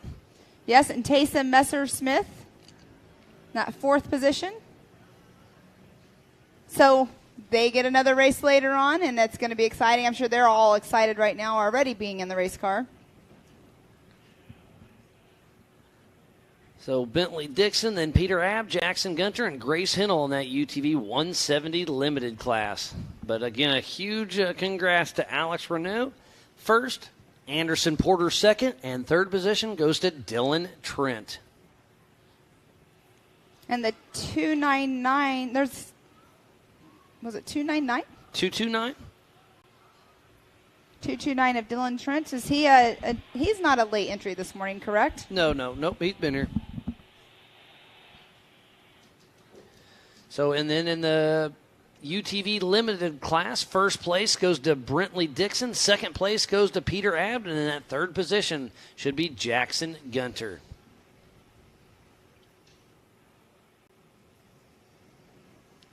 It's fun to see these young guys and gals out on course having a blast.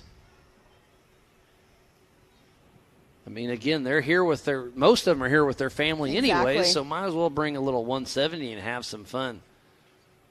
Looks like that's Grace Hennell, I believe. I mean, I would have loved to have one of these. These are just absolutely big old Power Wheels. Yep. With a real engine in them. All right, we're getting an updated schedule here. So it looks like the UTV 170 class main event is going to be happening today at 2:45. Thank you for that update. And we're going to do a little bit of track maintenance here shortly and reset and get going. And so it sounds like the course is cold. We just wrapped up the prelims for the UTV 170 class. Lots of fun out there. And then they'll have their main event later on today at 2:45. I apologize. We had a little mix-up there, but we're going to have it going down. We will be giving away the Laser Nut trophies after the main events. If we have time to do it live, we will with Joey Beck. Exactly. If we don't, we'll record them and we'll play them back later on. So friends and family that are home watching, and then we told you it was the main event, you get to watch it all over again and have some more excitement. Yeah, it's going to be great today, a great showing today here at the 2022 Nitto Tire Stampede at the Prairie City SVRA just outside of Folsom, California. Lots of action has came this morning. We're going to take a quick little break here in a little bit for some track maintenance, and then at 11:30 here in about 40 minutes, we're going to kick off heat race number 1 for the 4,400 Unlimited class. And then we'll have 2 heats there. The top 5 advance from there. We will have an LCQ with another 5. And then tonight at 5:30, we'll have the main event with 15 4,400 cars on this track. Side-by-side action through the rocks, through the whoops, over the jumps. It's going to be action. So it sounds like we're going to do a little track maintenance and make sure the track's all good for the fast guys and gals out there. So we'll take a quick break and be right back after this. Bronco, an American classic, returns. And it only gets better when it's outfitted with the right gear. From bumpers to winches, rigging accessories, suspensions, body armor, and wheels. You need a full array of gear to outfit your Bronco for adventure. Get them now at warn.com. Really thankful to have VP Fuels on board. UTV 96 is like perfect in these things, makes them rip. It ran cool, it ran strong. We got into those rock sections where we really needed that throttle response, and it was right there every time. We run all VP lubricants. We haven't had any problems with any kind of leaking or any kind of heating issues.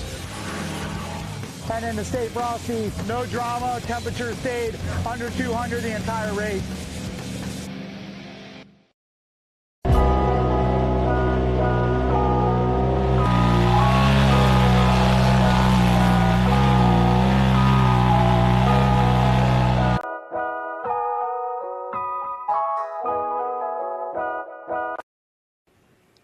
Welcome back. We just watched the 170s out there doing their heat race. They'll be racing again later on, like Miles was saying, at 2:45. But it sounds like we have some track maintenance that's going on. We're going to go refuel. Everybody's going to refuel their bodies for the rest of the day for their races.